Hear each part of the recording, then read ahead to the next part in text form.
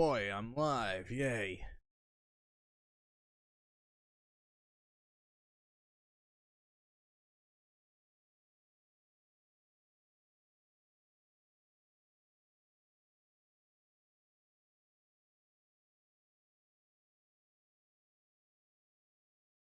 Yeah, there we go. Okay. All right, welcome back to case we're more ejection. Apologize, I haven't been streaming for the past several days because it's been hot as hell up here in Massachusetts. It's just ridiculous. Even the past few days, it felt like it was around the hundreds of degrees. Just I could not even. Sometimes breathe in this room. I couldn't even put on any of the lights that you have on right now. I wish I had a better light system, like a cooler light to light up my face, but I don't have that kind of money at the moment. But yeah, it's just been pretty insane. And yes, I got myself a new haircut, and I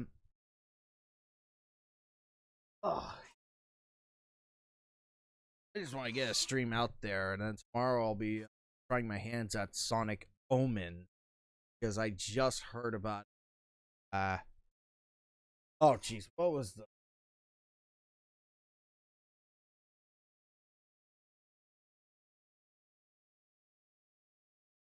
the channel's name?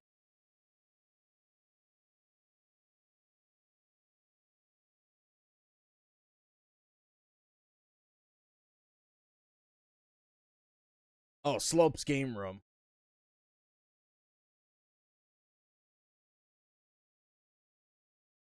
Because his channel just recently is good, not going anywhere.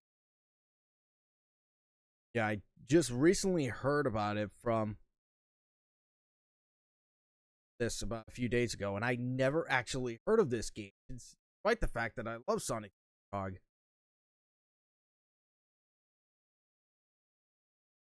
Oh, what was his name? Daniel. Keep forgetting. Oh yeah, we're gonna look at some more MLB ejections and whether or not they're justifiable. And I think last time I left off, we were in July of 2009. So, and once again, forgive the kind of blurry pixelate, but this is like 720p. This is like back in almost like 15 so years ago. Like, you barely had. Well, 720p was just like the high standard back then, and 1080p wasn't like hugely adopted yet as the standard, and 4K was just years away at that point. But yeah, let's get into this. Hand. And Betancourt appeared to be safe, and Trey out there. Hold on, before I do, this cat on the side.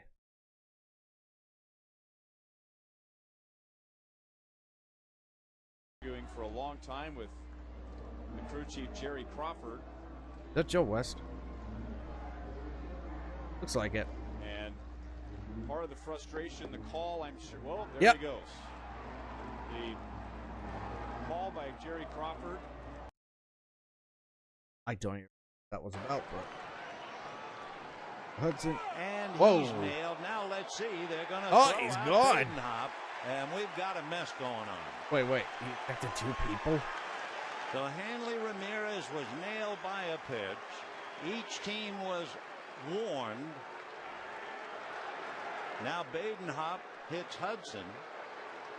And Badenhop is going to be kicked out of the game automatically. So we told you about the feeling where Hanley Ramirez felt that he's just not being protected. And finally, if you want to call it protection, Badenhop hammers Orlando Hudson. So we told you the middle of June, the rhubarb after Ramirez was hit by Toronto. So Badenhop is going to get fives. He'll probably get high fives from Hanley Ramirez, but he pays the price as they kick him out of the game. Now let's see about who's going to come in with Hudson hit by the pitch. Dude, oh my God, they're playing the Bad Boys theme. This year it's been hit by a pitch. You would think, and I hope I know don't get a Riley's copyright done it. strike for They that. have Pinto and Ayala down in the pen. You would think if a pitcher from Team A hits a hitter from Team B, that Team B would allow one He's shot. out. It looks But like he they're ejected afraid. 2 people. But sooner or later, you know, with the highly competitive spirit that got these guys to the big leagues in the first place, they're going to make a point. Ramirez outspoken as to how he felt. So Freddie Gonzalez is gone. Carlos Tosca is now the skipper, and we'll be back. Hey, let's. He started. It didn't look like he went. Wow. Wow. Really? Jerry Crawford going to ring him up, and Joey might get thrown out of the game. Oh, Votto. Yep, he's gone. Thrown out of the game. I mean, rarely do you see any sort of outburst from Joey Votto. But boy, he is hot. That can be common at times, given certain This is showing you circumstances. exactly what is going on in that Reds clubhouse, in their locker room. The leader of this ball club is taking it. Yeah, upon you hear it? himself Yeah, suck it. in Joey Votto to Oh, try it's to like, get I got it my all eye on you. at one time, and it just can't happen. And this is a lot of frustration for the Reds, all coming out right here and right now. And again, I'm not going to know every player or umpire or coaches or manager's name, so Votto battling and you're going to have to forgive me battling for and that. battling. He does not think that he went. And Jerry Crawford, who is the crew chief in this crew, and he has known Dusty Baker a long time, and Hey, yeah. You can see the gum in his mouth. until he gave Joey plenty of time. He did. And he did not throw him out right off the bat, as I thought originally. He gave him a lot of time before he threw him out of the ball game. Jerry Crawford is But his the crew hand, chief of this which means he might be group. ready to eject him.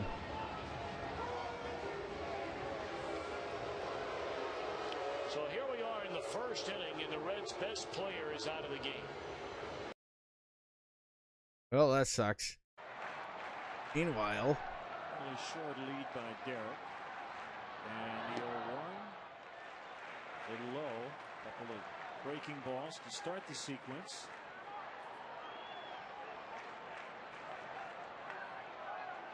someone screamed from the dugout? What? Oh, What's going on here? LaTroy get tossed out. He must have been jawing from the mound. Mike Everett immediately came out from behind Pudge Rodriguez and said something toward the mound. And we certainly obviously can't hear it from up here, but Hawkins must have said something else about that last pitch. And look at that name Comcast on the upper right. That used to be called Comcast before they going for the Xfinity nonsense. Mike Everett with the quick trigger. Well, you cannot argue balls and strikes, and that's it for Hawkins. So they have to bring in another reliever to try to finish this 8th inning.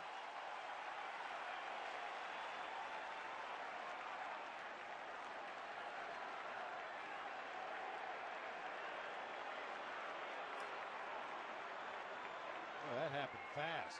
Yeah, it's like it didn't even point to the umpire like as a reaction or ejecting So it. after Cecil Cooper and Mike Everett discuss it, Cecil's going to have to figure out who he wants next. It'd be nice to go ahead and do that now while this argument is going on, so the relief pitcher could have a chance to get Here we go. started. Yeah, there. All right, looked like Mike Everett stepped out there, held up a hand, said, "I've heard enough. That's it." I know typically you're not supposed to argue balls and strikes because that could give grounds for ejection. 1-1 to Murphy. And he drills one Oh, into here we center go. field for a base hit. Around third comes Castillo. Here comes Fowler's Oh, here we throw to go, plate. and Castillo sliding head first. And he's oh safe. boy, safe. Jim Tracy out to argue. The ball beat him there. Castillo comes in head first and somehow is called safe. And the Mets lead 4-0. What a throw by the youngster. He get tagged? No. Yeah, I got tagged. He's certainly out. Tagged him right He's on out. that forearm. Not even close. Nice throw by Fowler. And he hit the cutoff. Hell yeah, throw. And Jim Tracy and Yeah, Larry Vanna are baby. really going at it now. Yeah, he tagged him. He's That's not out. even close. He's out from me to you. And the umpire's right there. Yeah, he saw it right there. Did he not have a good angle? But I think Larry Vanover was in perfect position to see that. He was in perfect position. Saw it. I don't think he got blocked up by INL. Oh my God! Seriously. I don't blame him. He's got to get ejected there. That's a big run. What a Fowler dick. made a terrific play. What Castillo, a I don't dick. know why he decided to go in head first. You can really get hurt that way. And he was out. And that's where the manager's saying, you know what? You're throwing me out, and you blew the call. No. Yeah, Where's life freeze cam? because rarely umpires will ever admit that they're wrong at that moment because they don't want to be He's not even touched the plate. humiliated or That last frame we had there. embarrassed or have their ego, or God forbid, have their ego. Oh, Boston, yes. Red Sox in the lead now here tonight, while the Yankees are trailing the Tampa Bay Rays. Are in the fourth. With Tampa Bay on top, 3-1. Red Sox starting the night, 2.5 games back. Hey, to the Chili's, Yankees. $20 only at Chili's. Yeah, that was a good deal And back of then. course, the Red Sox will match up against the Yankees on the next road trip, as well as the Tampa Bay Rays after a stop in Baltimore. I'm watching Rosario. He wants the umpire to Oh, probably God. come out there. I mean, if I was Harry, there, what I do you would be all get? over this Oh, umpire. he's upset. You got a rookie on the mound. I remember when I was a rookie, I'd come halfway to home. What is plate he thinking arguing they were about? trying to stick it to me just because I was a rookie. I'd throw it right down the middle, and they say, ball. No, toss I mean, Green. I like Toss this. I Kieran like out. this a lot. I want my manager out there hooting on this dude. Or did he already toss him out?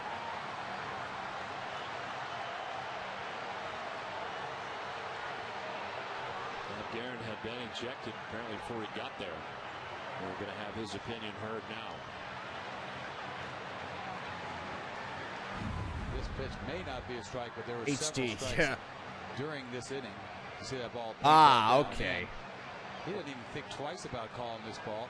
This guy's got the smallest strike zone going. He's got a lot of nerve Well, that, kicking anybody that could go out. both That ways, I strike guess. zone. Barely a ball. I'll tell you what, man, they stick it to you when you're a rookie. I don't know if he knows he's a rookie or not. I think he just stinks. You stink.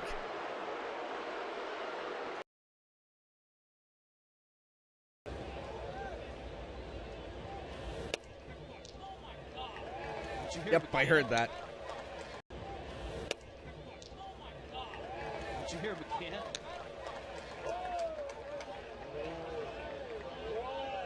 I don't think Bill Hahn liked the response from Brian. Look at that McCann. mustache.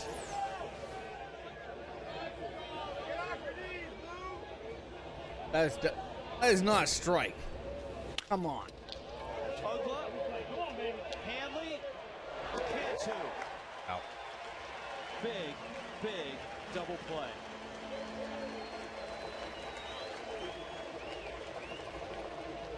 You thought it'd never come? There it is, our checkers double play. 4-6-3 with the shift on and turned beautifully. Dan Uggla, good feed. Hanley dancing out of the way. And 2 quick outs. And the conversation continued, by the way, when McCann went by home plate. He had a few more words for Bill Hahn. Oh, okay.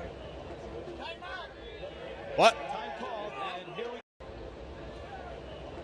Oh, I heard that. You're terrible.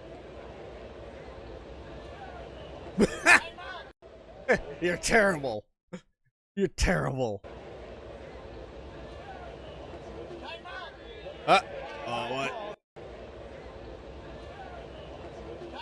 I heard that.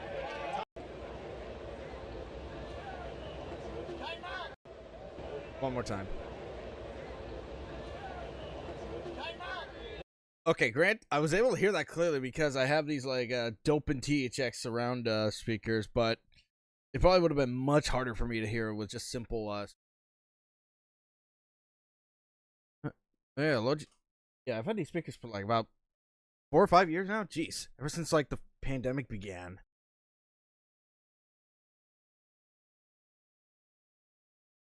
I got during the pandemic. Time called, and here we go. The conversation continues.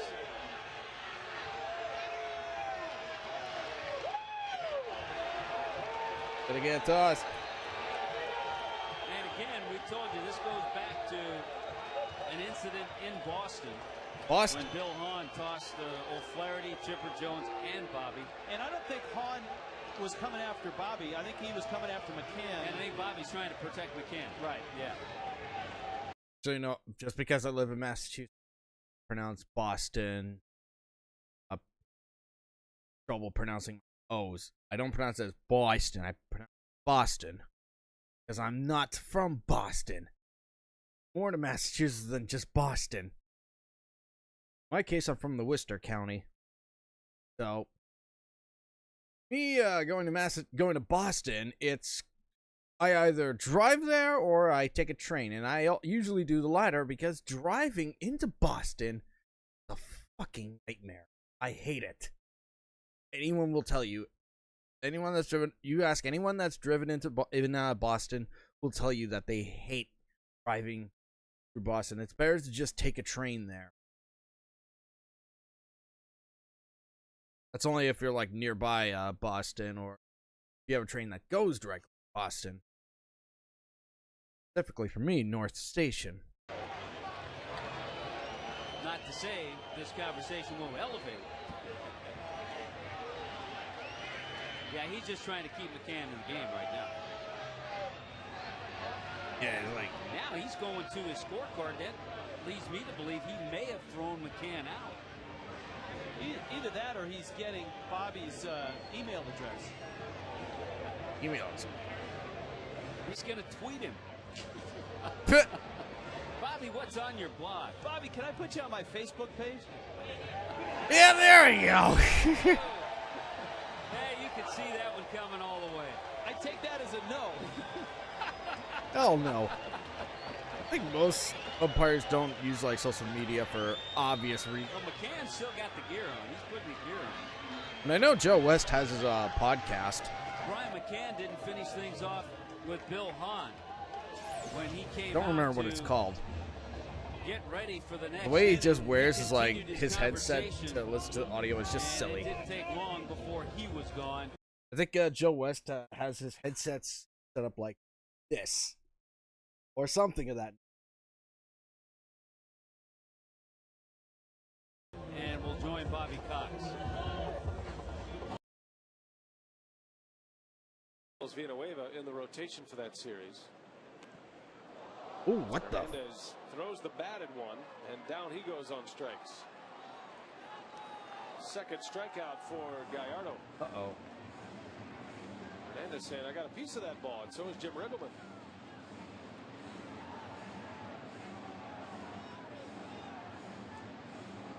Careful there. That would be quite a feat to throw a bat at a baseball and catch a piece.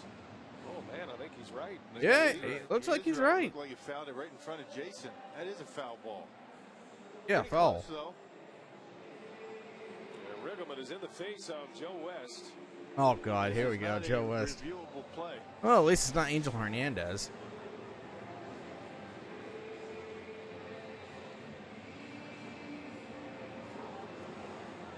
Jim Riggleman's asking him to ask for help, and Joe West, the crew chief, is not going to do it, and he's about to get tossed here. Yep, give it 3, 2, 1, 0. Why is there longer? And Riggleman's on his way to the third base umpire now. Uh-oh. And the third base umpire will not do anything unless Joe West asks him to have an opinion on the play. Paul Nauert.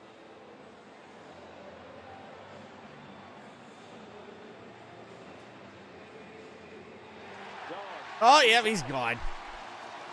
Joe West stared him down. course he did. As soon as Riggleman started talking to Nart. What is Riggleman doing talking to Nart? He didn't make the call.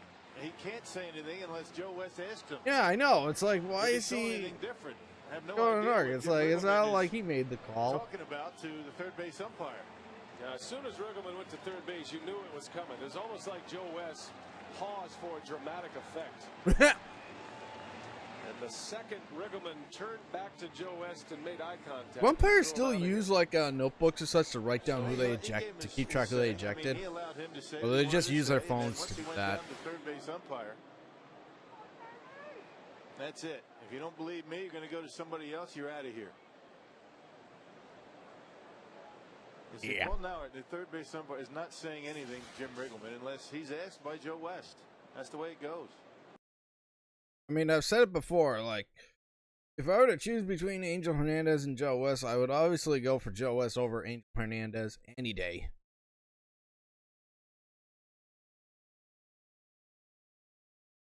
Or what was that umpire's name? Booker or something? Oh, let's go to August.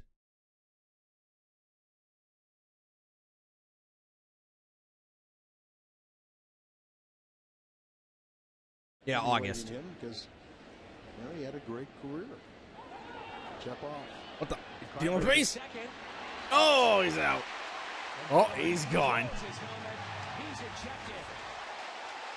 Look to be safe to the naked eye. I'm sure we'll see it on the replay, but Bourne grabs his helmet, throws it off, and he quickly is ejected from this game. Yeah, it's like typically you don't Cardinals catch a break. throw your helmet on the ground like that, otherwise it will get you ejected.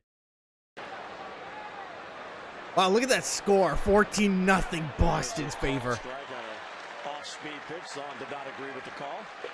And one away in the Oriole fourth inning. Oh, wait, 14-6. Okay, never mind.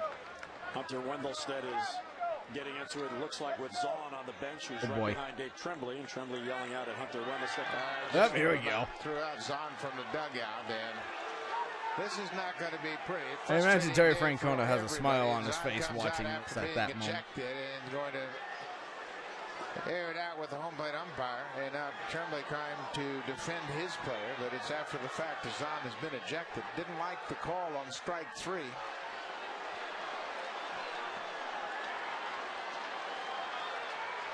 Well, Jeff Kellogg, the crew chief, comes in to get Zahn away. Obviously, Zahn did not think that the strike three call was a strike. And you can see, obviously, the frustration of the day, and Zahn telling the umpire, you know what, they don't need help. That's how the player obviously feels. There's Zahn from the bench.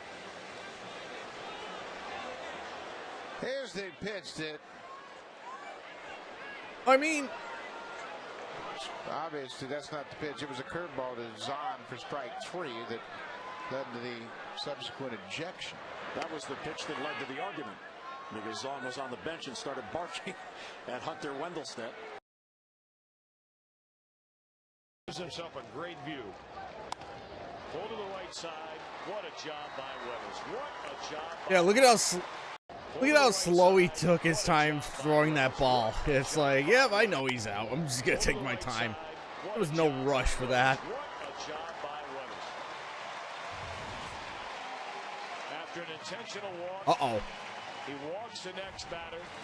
And then with the bases loaded, takes care of Soriano and Fondo. Well done, David Weathers. Ball game, but is that true? Let's take a look as David Weathers coming off the mound right there. Oh, so we got ejected.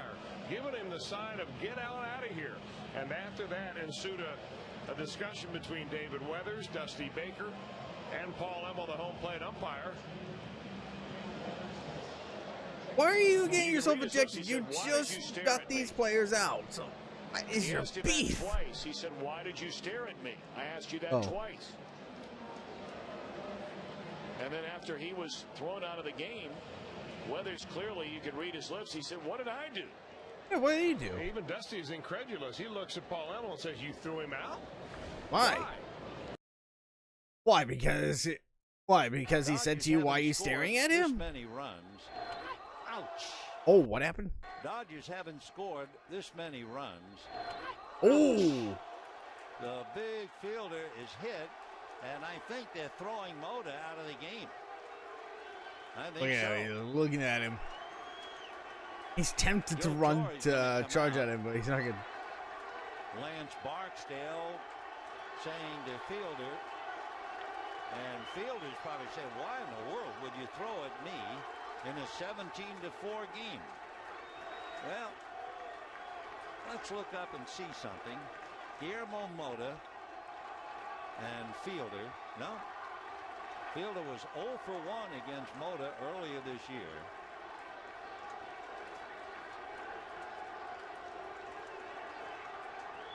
What a waste that was. And there was no doubt. I mean, fielder got hit, and Lance Barksdale, as if he had read the book yesterday, threw him right out right away. Bam. You're out of here. See ya. Get out of here. Adios. For a rookie second baseman. All three. There's a changeup to a right-hander. Burned him in Milwaukee. Talking to oh no, he's talking to someone in the dugout. There's been a lot of yapping from over there. And I think they're mad about that pitch that Sanchez threw to Belliard that wasn't called for a strike. And it looks like Freddie Gonzalez, the manager's been tossed.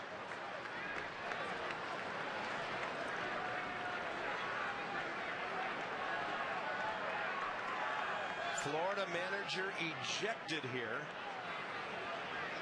With a count of 3-1 to the leadoff man in the 7th. And this has nothing to do with this at bat. This goes back to the last half inning and those 2 walks. Also in front of the plate.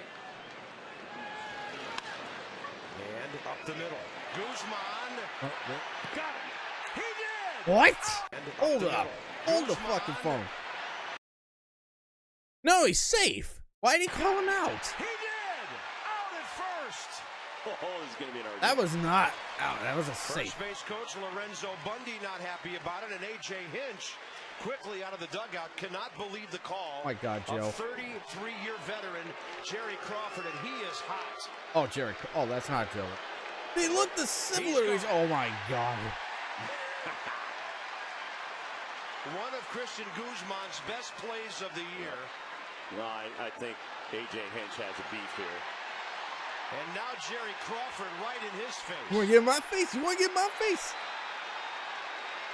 Oh, we got a beauty going on here.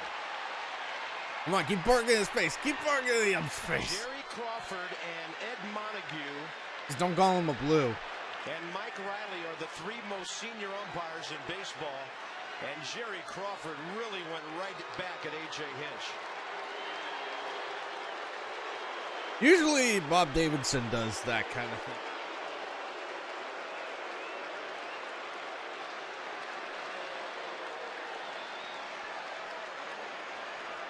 I can tell you by dealing with Jerry Crawford during my career and post-career, he's one of the most respected umpires in the game. Great play right there by Christian Guzman. Let's see if he does get him.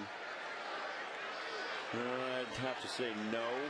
Yeah, so close. Like he was on the base. Too close but to it's call. Also a bang-bang play, and umpires are taught to listen for the sound of the foot hitting the bag and the ball hitting the glove. And A.J. Hinch hasn't left the field yet. He's going to go. Well, it'll cost him more. Is he really going to go back? Back out there and starts arguing again. He's after Brian O'Nora now. Now, Jerry Crawford he didn't make the the crew call. chief, so really there's nobody else to go to. And a lost cause anyway.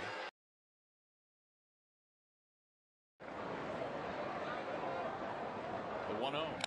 Bouncing ball hit to the right side. Glove there by Morneau. He's going to come home, and they've got. And Grandy is not tagged. Here goes the throw to second, not in time, and the run will score. Harris thought he tagged him. Wow. Brian Knight said he did not tag him. And Harris can't believe it. Tigers score a run. That was odd.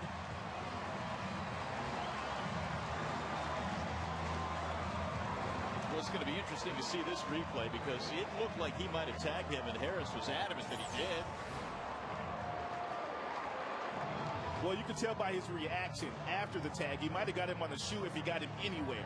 So he comes up and then he throws the ball to second base because he's feeling like, I got Granderson on that shoe right there. And it appears that he got him on the right shoe.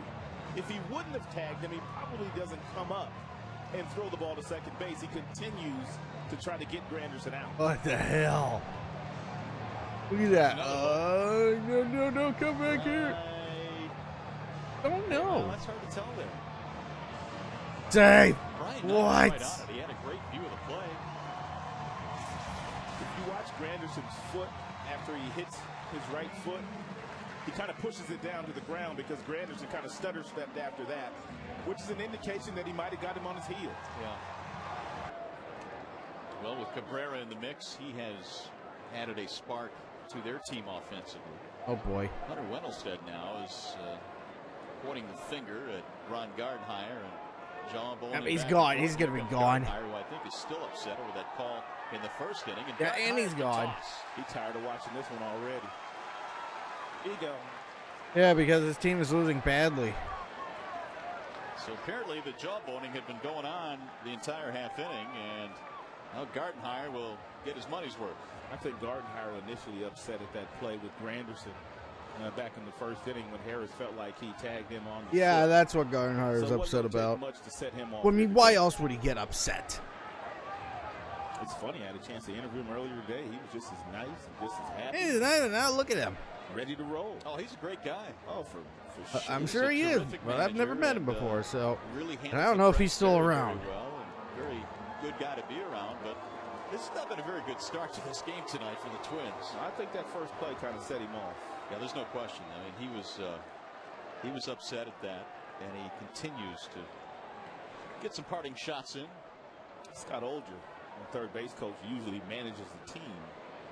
I need to get a new When Flint for this Gardenhire lighter. gets tossed, even though he still handles his duties. I've had this lighter for in about that third base 20 coaching box. plus years now, and I've just managed to get it working this year There goes because I actually got around to actually getting lighter fluid and all that for it. My younger brother has the Stars lighter. was right at for a call, and instead, ball 4, and let's take another look at that. I thought they called him out. Bobby Cox is coming out to talk to Oh, the here plate comes umpire. Bobby Cox. Here he goes. What happened? Watch this. That strike. Now the throw right to the runner. Ooh. And they Ow. tag him out. Now you saw a strike at the plate, an out at second, and the Dodgers have runners at first and second and nobody out. That is really something. And look out, Bobby. Yeah, you're gonna get Remember, ejected. Bobby has been kicked out. Oh, he has? Okay. 147 times. And if he ever gets kicked out tonight, you know what? He has really got the right. I mean, Cooper indicated. Has he been strike. tossed out or He held not? his hand up. And at second, Chuck Merritt. Now he's out. Strike. And I'll tell you what, that's a shame. That really is a shame that Bobby Cox would be kicked out. The umpires are great, but they did not make that play at all. So 148 times. I remember one night in St. Louis, Maury Wills stealing second base. 2 umpires 140 games. converged on the bag. One called him out, and one called him safe. Oh, no more. And Come I on, remember no more. broadcasters saying, there's a throw down to second, and he is, I don't know. Well, I thought surely, A, that's a strike. Watch the plate umpire like that. And then the throw down to second was Hey, I right have on the money. this I looked at fighter Barry brawler Weathers, and brawler. he said out. Oh, retro fighter. Brawler 64 Bobby controller. Cox, as soon as he I swear, this took me a long time to get the atomic transparent purple because they were sold out everywhere I went, except for this one shop in New York.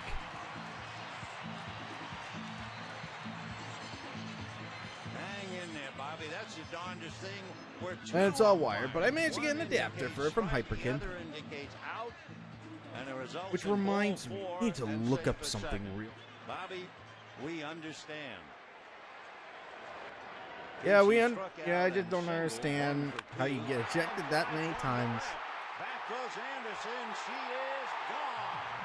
And the Dodgers are charmed indeed and lead 5-2. I wonder if Hyperkin has something I'm looking custom.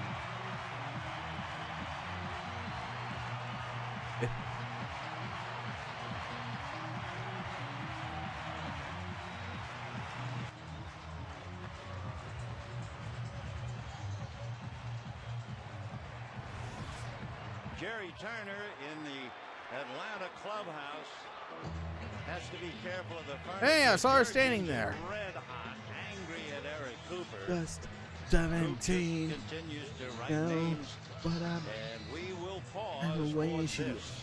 Who's waiting? Aw. Ramirez. Oh. Rodriguez, and he's thrown out of the game. What? Oh, the fucking Yankees deserve it. Francona comes charging out of the dugout. Oh, here comes He's hoping Francona. Ramirez can take pressure off the rest of this bullpen. Something was going on there prior to the pitch as Joyce was talking to Victor Martinez, and then whether it's related or not, the first pitch is up and in, hits Alex Rodriguez. These two had a little give and take on Thursday night. Seems an odd time, if it was indeed the case, for somebody to intentionally hit a batter. And Jim Joyce had a quick trigger. I thought so. I mean, why? We got a 2-run ball game. Why would Ramirez want to hit Alex Rodriguez? I think that's what Terry Francona is arguing right now, and who can argue with that logic? I mean, this is a team trying to stop the bleeding. But to me, Thursday night has nothing to do with it. I mean, you got a 2-run game here. That's the way I'd look at it. Here's Thursday night, and Terry Francona saying why. He just lost Ramirez. That's Bronson who drew high to Pedroia. Next pitch gets it.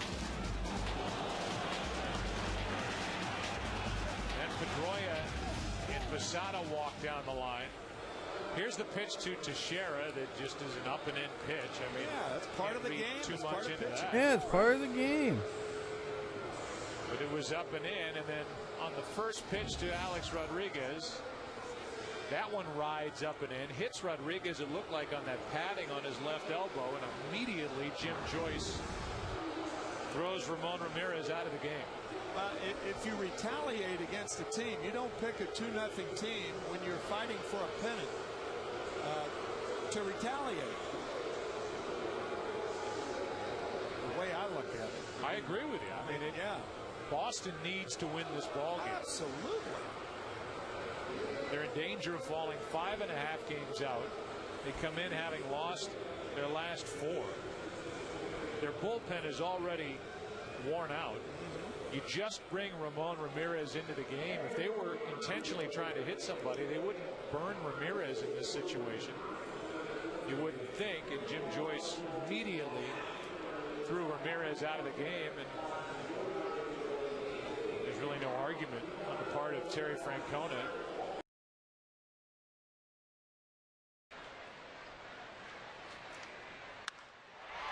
Towards the right side and through. Around third, Cabrera, the throw by Francoeur, not in time.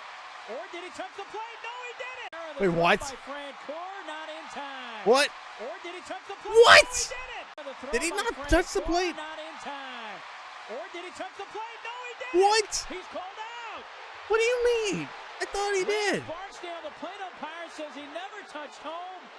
And Cabrera called out, but Black comes out. Oh, that is such a bullshit. Well, he certainly beat the throw.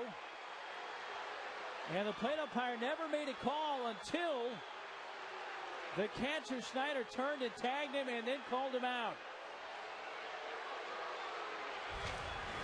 Let me see. I want to see if he really tagged it. Oh, yeah, he did. Right across it, the left hand. Oh, man. Umpire, is the hand hits the catcher's leg and pops up. But no doubt it comes across the plate. Yeah, he did. He's safe. Right He's got the score. What the fuck? But he gets called out. You see his hand hit. Yeah, look at that shit. Pop up, but he definitely got it back down to touch home plate. Yeah. And you see his hand and that hit angle, there. boom, no question. X sees the whole play right in front of him. And look at that step in front of Cabrera. Yeah, this is a bullshit call. And Bud gets thrown Really? out. Third time he's been ejected this season. That was just a bit ago. So now we go into the top of the sixth. Oh, here we go. This is exactly what I...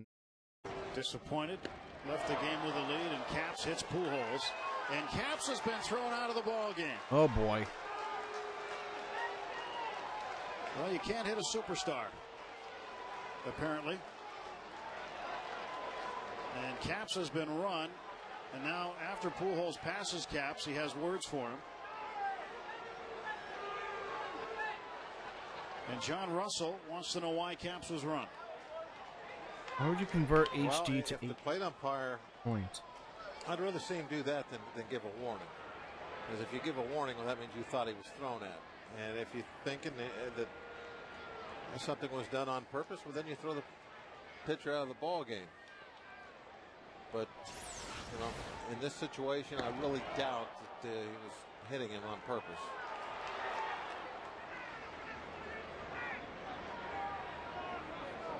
And that one got him good, too, right in the rib cage. Hold on, let me pause.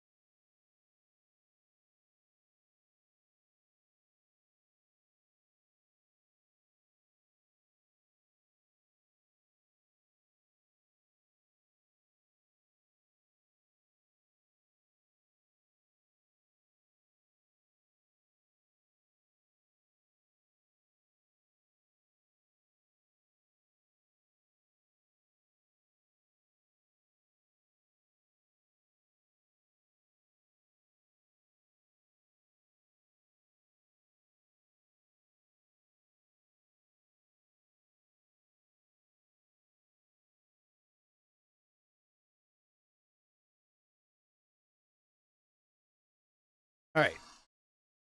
Back to me. What? Umpire immediately. Oh, he's Throws gone. him out of the ball game. Oh, she actually just got back to me immediately. John Russell still talking about it out there with Tim McClellan and Mike Estabrook. And so the Pirates will have to bring in a new pitcher. He'll have as many warm-ups as he needs. Matt Capps was a bit surprised at this.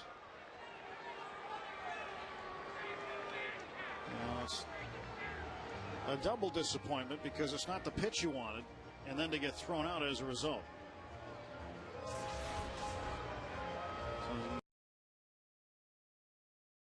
First, Utley goes. Pitch is taken for a call. Strike 3. Oh, man, Ryan Howard thought that was ball 4. He is saying no way that's a strike.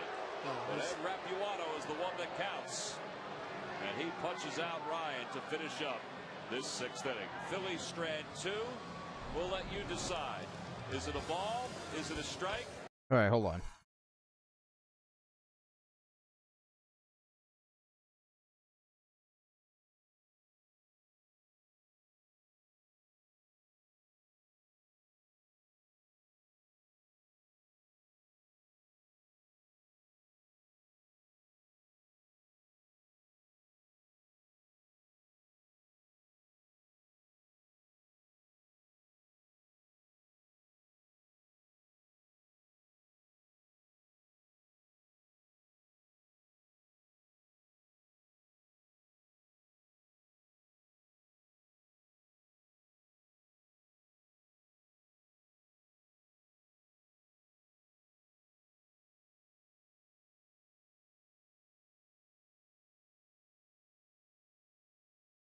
Okay.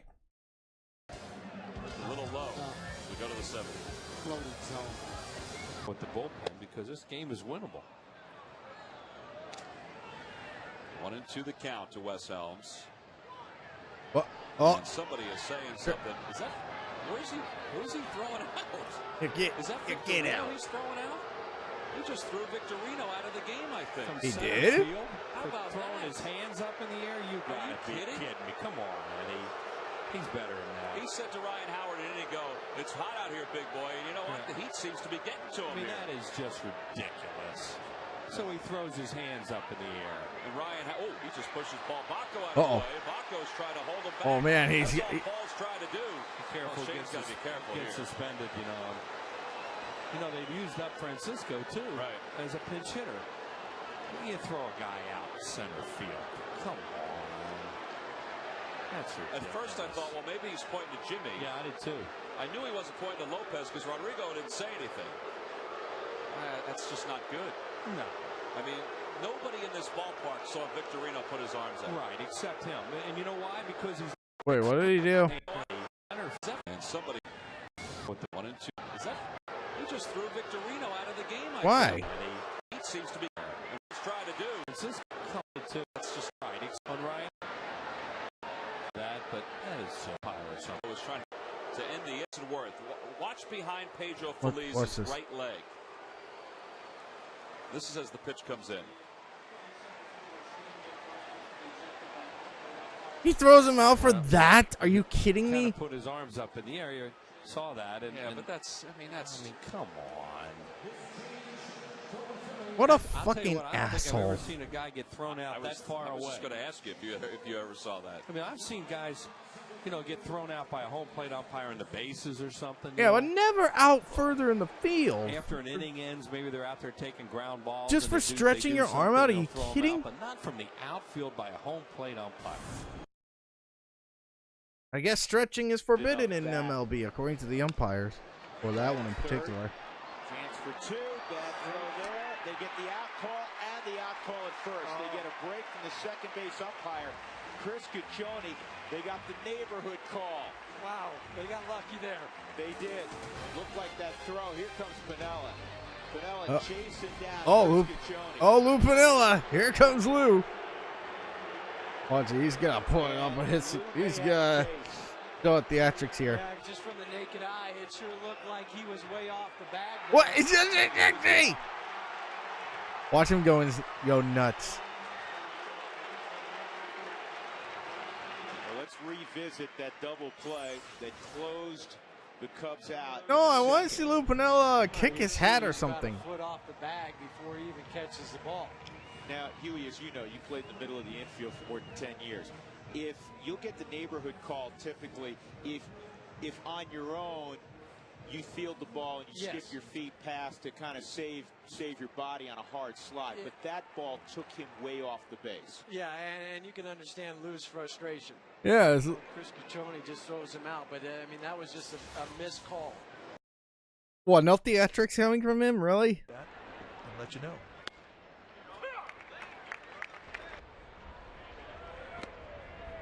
Big curveball, one, make it nothing in two. That's not right. Now he'll be mad at the umpire. Of course he's gonna be mad at the umpire, and he's gone. I mean, you could see that coming. You could see that he was going to get ticked off. And Dusty's going to be too late on this one. Yeah. Well, we just found out something about DJ Rayborn, is that he's got a pretty quick trigger. Well, the whole act after the first strike is what ticked Rayburn off. You suck.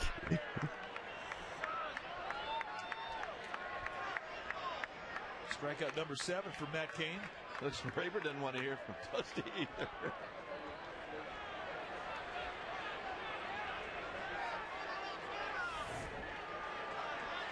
Well, here's the first strike that he didn't like, and there's the body language we're talking about. Really? And this is strike 3 that he swings at himself, and you know he's going to blame the umpire. Of course he Boy, is. that is a quick hook. A quick thumb and a quick see you later. Did not get either one, obviously. Really? Oh, okay. This should be 2, and is. No! Well, What? he said he came back up with it, but it looked like he was off What? the bag when he did. That's a horrible call. Yeah, that's really horrible. Really? Bochy out again. I gotta rip that goddamn mustache off his face and shove it up his ass.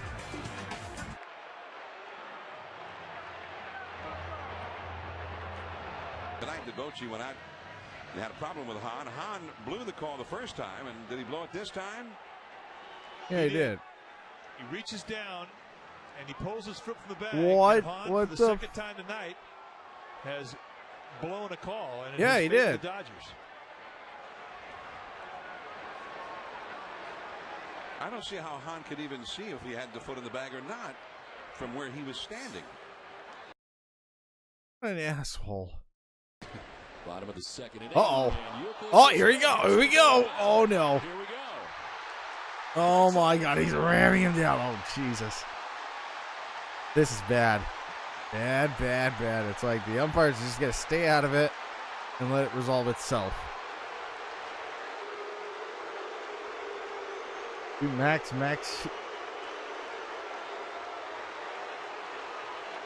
There you go. How you doing, Wyatt? Just got into a brawl here.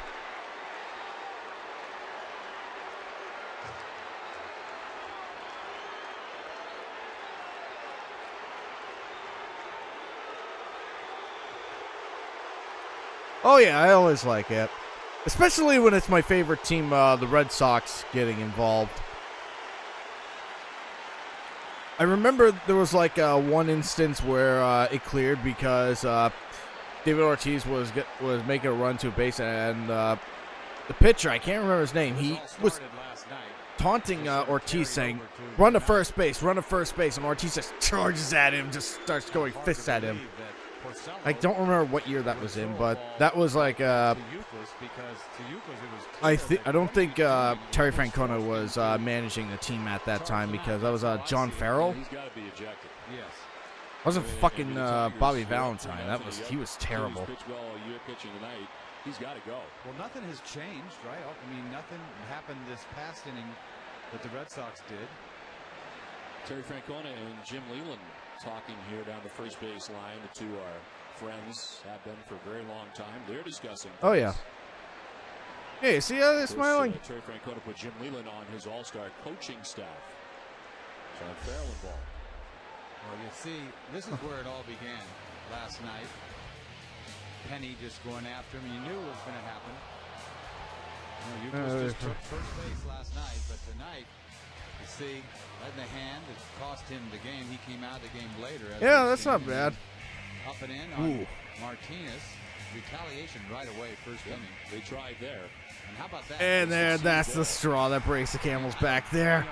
Oh, man. I think he missed his helmet with that. But look at that. You never see the hitter get to the pitcher. You never see that. You know, people like to say that baseball players are the worst I guess I just got to go. best fighters ever. Look at that. Somebody Mainly that's what hockey players will It say looked like the pitcher was about gonna go baseball down first, players. and he just sort of yanked you to the ground. You just hope nobody gets hurt in these things. Then you got Jackson over here trying to get at it. I remember last year with Tampa, he made a mess of things too when he was with Tampa, and you see him. Everybody's got to Oh, cool yeah. off Jackson. And I'm sure that Leland's going over here telling Francona that we were not trying to do it right there. I'm sure of it. Yeah, he's like trying to assure him, like, we Explain were the whole not trying to do situation it. to him, which you don't see very often either. Terry's doing a lot of listening. Terry has great respect for Jim Leland. There's no doubt about that. Yeah. He's said it many times. This is going to be strange. Yeah, otherwise he would have gone at Leland's throat. I really do. Which I wouldn't really, I don't really see like Terry Francona as being as like it makes no sense to me why he would hit you. being like aggressive like Lou Piniella. And oh my God, Lou Piniella. But it was just so blatantly up and inside. It was like, I wish I would have saw the velocity on that ball. I mean, to me, I think he's got to go. And that's probably what they're talking about right now. Yeah, he's most likely gonna have to go. On the other side, if you're the Tigers, I mean, yeah, your best player did get hit. Number one. You see Porcello. I'm watching Porcello. Paul's This gonna kid, 20 years old. He wasn't trying to drill anybody. I'm telling you, that's my take on it. And I may be completely off. Okay. I think Jerry Crawford, the crew chief here, explaining things to Jim Leland. They've obviously made a decision one way or another that Jim Leland does not like. the one they don't like would be that Porcello's out of the ball game. Porcello's trying to say, I wasn't trying to hit anybody. Well, they can say all they want, but Here, but it seems outrageous. I mean, why if he it's would like come so blatantly. one-time The thing, ball's way that's off one thing. But if you're doing it repeatedly, especially in a row, then that's intentional. He's 20 years old. He's clueless. You think he's that cool? Can't wait to drill Euclid. Seems like Euclid is always in the middle of something, isn't it? Yes, and he took exception this time. And they did kick him out. Face off against Ahoy. Well, they don't have to worry about his 100 pitch count tonight. No, it'll be at. Yeah, he had to 15, go. 15. Yeah. He'll be strong for his next start.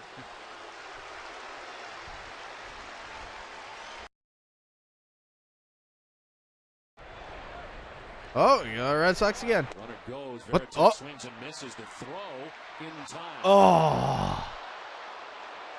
That is. Drew caught stealing for the What first the out of hell? the inning. Terry Francona coming out. He looked like he had that base easy. I mean, Drew didn't complain. Oh, what's? Oh boy. naked eye Is said he gonna he's get? Is Terry gonna get ejected?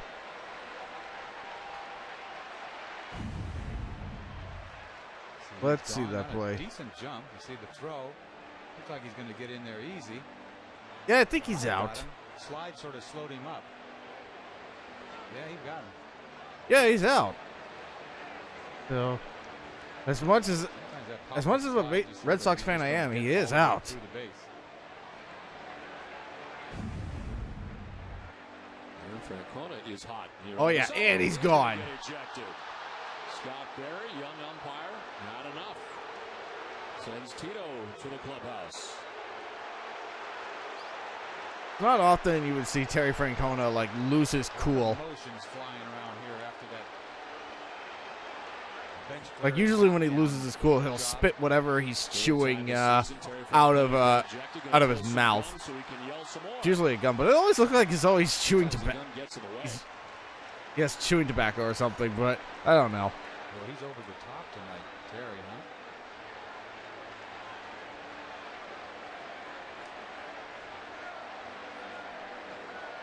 You ever see him get so upset over Man, they considered 720p back in 2009 Sometimes HD. he gets out there and something is said that he doesn't like. It takes him to a new level, and you get the feeling that may have happened because it looked like when he get out there. Man, do I feel so old.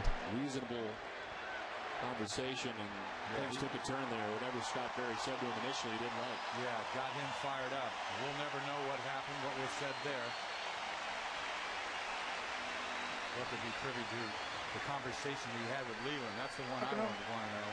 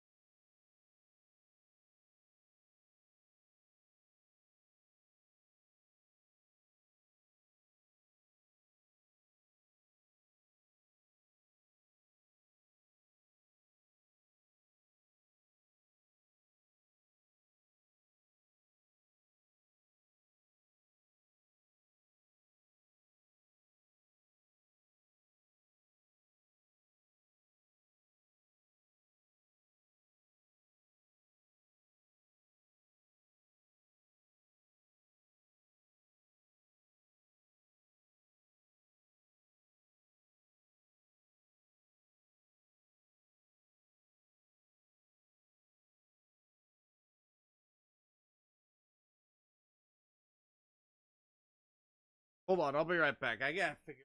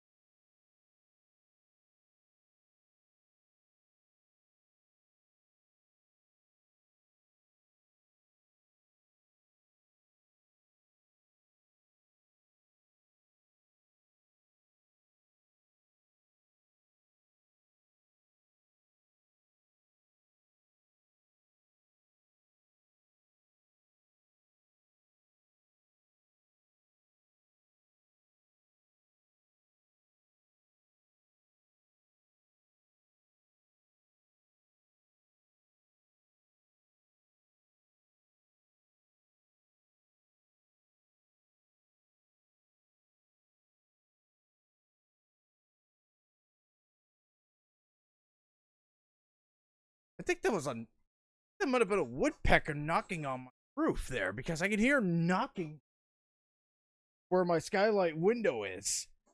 So I went outside and I tried to see what it is, and I kept knocking, and at some point something just flew away from it, and I'm thinking, is that a woodpecker? Good God.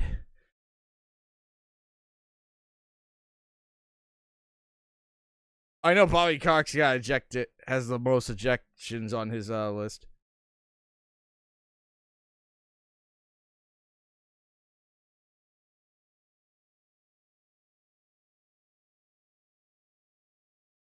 This wasn't the best combined. Third time Terry Francona's been ejected. Was she the one that replaced a previous person because he accidentally dropped the N-word at something? Not so much. The last word from Francona cost him because he was walking away. And he goes, and now he stops, and the throw to first. And no. Oh, he's safe. He's safe. What? Unbelievable. Pitchy Molina is just livid, and here comes Bochy for the third time this series. The third time. Gary Darling, the crew chief, making the call.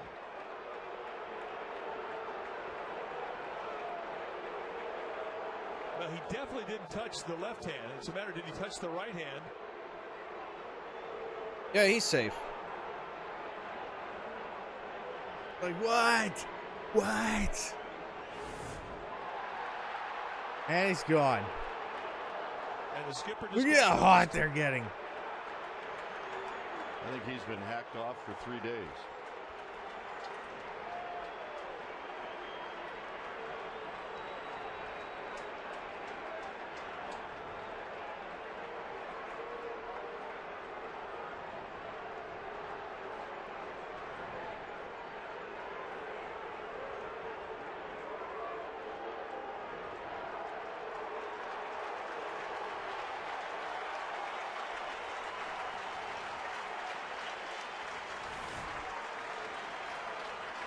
Well, a swipe tag, Ishikawa going towards the chest, and I think that Darling's eyes may have followed the left arm, which Ishikawa never touches. Ishikawa goes up and hits him right in the chest, and we don't ever see Ishikawa argue a play, and he argued this one.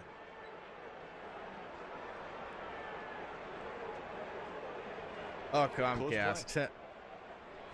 0-2 to Blake. Before they adopted the Xfinity nonsense. It's going to be a tough play. Uribe charges. Not in time. Oh, no, what? Save!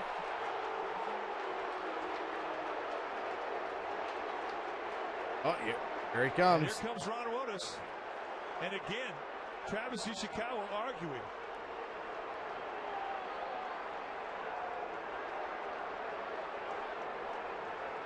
Reminds me, seeing those kind of old logos and stuff reminds me of how old I am.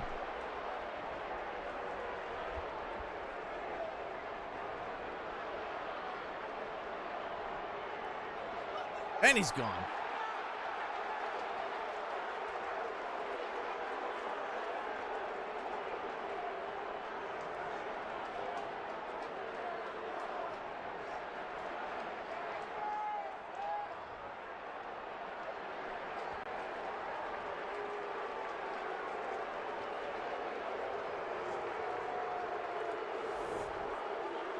And let's take a look. Yep, he's jumping. Unbelievable. Unbelievable what we have seen in this series. The Bonds. One more time, a great play from Uribe, and the wrong man gets rewarded. He's out, and it's not close.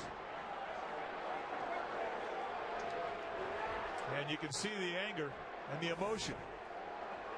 And Ron Wotus tossed, joining Bruce Bochy, who was tossed back early in the ball game. And with the runner now, Lincecum does not hold runners on particularly well.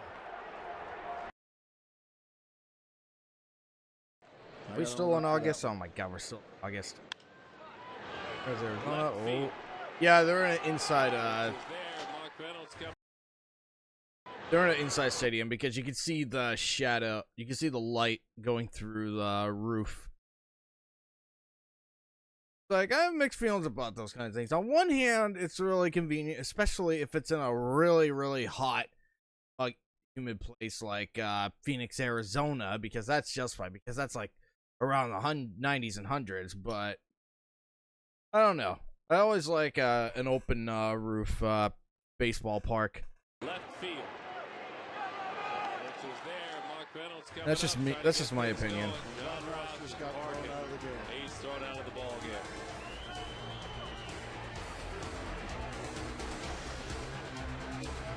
Oh, look at how tall he is. Oh.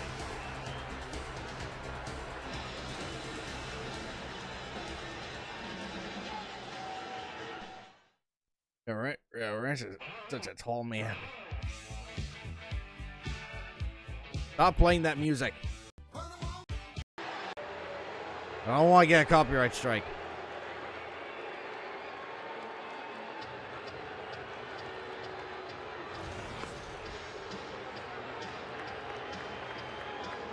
Oracle part. Yeah, because that's all. That was only because. Yeah, that's because AT&T pays a lot of money to have their name plastered on a ballpark. Well, But I'm just grateful that Fenway Park isn't like a subjected name to that kind of name change, because that would just, because if all of a sudden Fenway Park decided to rename itself to like Xfinity Park or something, then you would have massive amounts of protests in Boston against it. I thought he was pointing at third base umpire Chad Fairchild. And trust me, you do not want to piss off those Bostonians. The argument for his player. This is called protecting your player. Is that Bob Davidson? I thought that ball hit the ground. The only thing I thought he said. Looks like him. Yeah, it's Bob Davidson. You know what really irritates me? It's like all these players and such will have their last names on the back of their shirt, their jerseys, but not the umpires. Like he called a foul tip that was caught by the catcher. And I think that's what Ron Gardenhire's appeal is. Well, they're showing the baseball whether it hit the dirt or not. Well, a foul, and they're going to bring him back and let him continue the at-bat. And here comes manager Eric Wedge. Oh, boy. And he's going to show him the ball, maybe? Well, it could still be strike three if it hit the dirt, but if it hit the end of the bat and it's a foul ball in the dirt, then the at-bat's still alive. I mean, if they're looking to see whether there's dirt on the ball, I guess. Well, is blue an offensive term towards umpires? Because that's what I've been told at some point. I don't think. Honestly, do not think Justin made contact with the bat. Yeah, he said. God, I really wish I could see clearly 20/20 vision without these glasses, because I look like a goddamn psychopath with my haircut with glasses on. Well, maybe it's so hard to see right there whether it tipped his bat or not, but the ball definitely hit the People aren't ground saying it, but they're thinking it. right there before Shopping caught it. I think what the claim is, and I mean, looking at the ball, seeing if the bat, the end of the bat makes contact with the ball, it can actually scuff the ball, right? Well, more on the dirt, I think, more than the bat. I mean, I've had many balls come back at me, you know, after a guy hits a Jackie ball. Robinson. I don't see a Wow. scuff on How do you the ball. eject? But You can't really eject an umpire, but umpires can get suspended. And I know at some point Bob Davidson got suspended. And there is a video on that. I think it involved Bobby Cox or something. Where you can hear Bobby say to him, "Bullshit." And Bob Davidson had had enough. Yeah, that's right. That is Bob Davidson.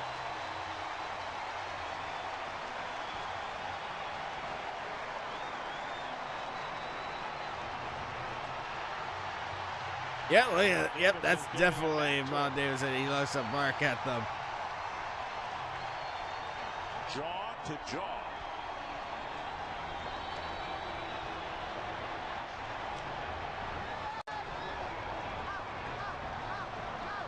It's like a Rottweiler.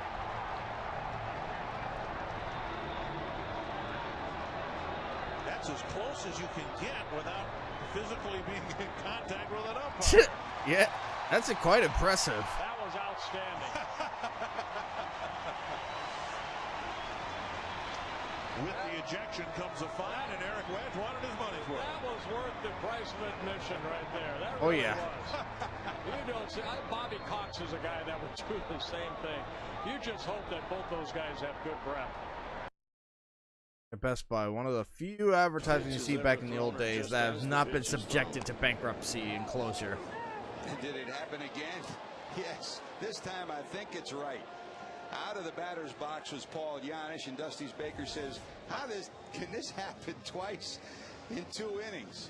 Oh, baby, unbelievable. Dusty has seen everything this year. Trying to bunt his way on. What happens? And no, that looks like he was in the box again. We'll see it when we come back. Ball hits the turf, hits him in the box, so it should be a foul ball. But again, the Reds batter is called out. Saying that he was out of the box when the ball hit him. The home plate umpire Greg Gibson called him out. Yanish Which is why I would advocate for Dusty Baker questioned it, microphones to be attached to umpires all the time. Or Dusty came out boomsticks to be as close to the umpire as possible so you can hear everything. But that would mean that left the bench. you would that. What amazes me. Well, even if you have a mic close to heated heated like that's twice now that the home plate umpire, conversations. Greg Gibson, has They would blown probably the lower the call. volume on that so that they won't And you've got accidentally a show. guy out there in You Tim don't actually hear McClellan them that's the saying crew fuck or chief shit, something like that, says, because I saw it bounce up. at the end of the day, He's 50 like networks yards like from the plate. ESPN is owned by Disney, whether sports goers like it or not. Maybe somebody else got run. May have been Mark Berry. That's who I thought he threw out of the ball game. Berry was walking past him. Berry's Try to keep at least a PG-13 rating. Dick, Chris Spire is. Dick Pohl is. We're kind of. Where's? What's Where's Jake? That's not. And now the Reds fans are saying, well, how about that one? Yeah, how about that one? It's Jacoby. It's Brook. Yeah, Brook's jawing at him, and Brook is the one that gets tossed.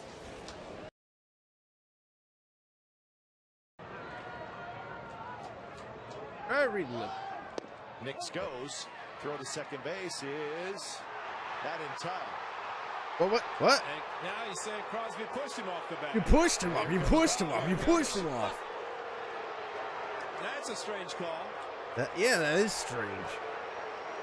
Well, Bobby's very upset, and if you see that, then you got to think there may have been another missed call. Well, what the umpire is saying, and that was Gary Darling, saying that by pushing, he's saying that Bobby Crosby pushed him off the bag as he slid. And he said, Oh, okay. I see what he's getting at. by a foot. My goodness. And Yep, he's saying that's that what I like Crosby that. pushed him off Oh, the yeah. bag. He did not. He did not. Just held his glove on the body of Jason Nix. His momentum carried him past the bag. Yeah, it didn't really look like he pushed So him. he might as well get his money's worth here. But Bobby Crosby did nothing more than held his glove on to Nix and just let him slide off the bag. And Which is that's really what you're supposed to what do, an right? infielder does too. Just in case with the head first slide or the aggressive slide is going to slide past the bag. And this is the same crew that did the Giant Dodger series in the final game of the series. And that was a national story how bad they were. Oh, Gary boy, Darling yeah, threw that's... out a manager and a fill-in manager in one game. And he just got another manager. He just threw Bob. Now watch the slide. Bobby. Nix goes past the bag. Crosby tagged him, stayed on the tag. Watch, Nick's foot came way off the bag. And there's nothing that Bobby Crosby did to push him off the bag. Yeah, but this umpire disagrees. But I guess when you're bad, you have to make somebody else leave. Yeah, isn't that amazing? Well, let's hope Dodger we don't have films. a cycle of blown calls because first and second's been taken care of in this one inning. And comes up with the bases loaded. Yeah, that more than anything else. Oh my God! Fan interference! Oh my God! That's Valentine. Another run will score. That's Hannigan. A two-run single for What? Homer Bailey. That's fair. His first hit of 2009 means two more runs, and it is 3-0 Cincinnati here in the bottom of the second. Well, it didn't take long for Bruce Bochy to get out of the dugout. It takes him a while to get to the first base umpire. Lincecum looking at the big board at the Great American Ballpark screen to see if it's that fair or foul. That ball called by the first baseman Marvin. I really don't like it when fans try to get outside of their those kind of perimeters just to interfere with the ball or try to get it. Right inside the first base bag. Like, why don't you wait until it actually goes into the direction, into your area where it could be considered like beyond foul or a home run? Why can't you just wait? Hudson had to do is get out of the way. Tim Lincecum thought it was a foul ball. Gotta be foul. Bruce Bochy, Marvin Hudson, and now the crew chief. Oh, look at how tall he is. With Bruce Bochy with his hat off now over there near first base. I think he may already be thrown out of the game. I think that he's been ejected already, and he's just getting his 2 cents in. Yep, he's out. Marvin Hudson throws Bruce Bochy out of the game here in the Oh, bottom Bruce. of the second.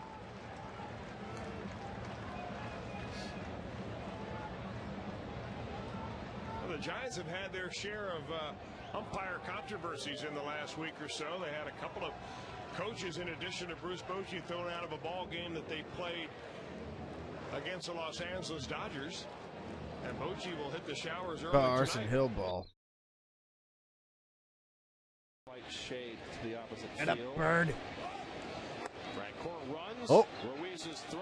What is it? Is he? Did he get him? What? I thought he missed him. He did miss him. Yeah, he did miss it. What the fuck was that? Mark Wagner on the three-man. Oh man, that's not right. Well, let's take a look. Yeah. Let's see. Let's see what we got. Did he get him? He went right under him. He never tagged it. Look at that shit. Not even close. That's the Phantom tag. Yep, that's NYC.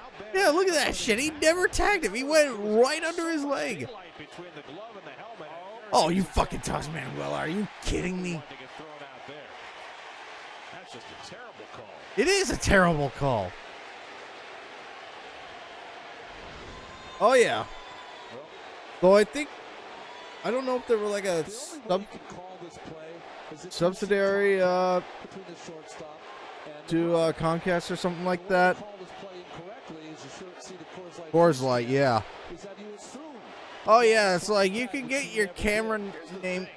Yeah, if you're like a big brand, you can get your camera name with anything. It's like Sanyo Cam or McDonald's Cam or Coors Light Cam.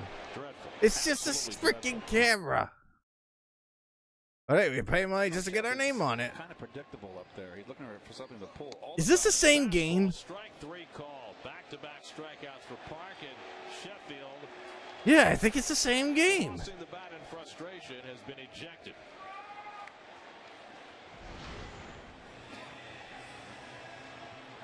Looks like a strike to me. Too close to take. Well, I think all night long, Mr. Drake, Rob Drake has had a big strike zone and too close to take. A quick hook. Well, that's two ejections tonight by two different umpires. Mark Wagner tossed Jerry Manuel back in the fifth. Yeah, because I think like if they're owned by the same company, it's like why not repeat the design? Bit lazy on their part, but if it saves them money, well, that's how it is, I guess. Mike Riley's going to say he went around, and here comes the manager again. Again. Come on, Zim, argue the call. Hey, come on, argue it.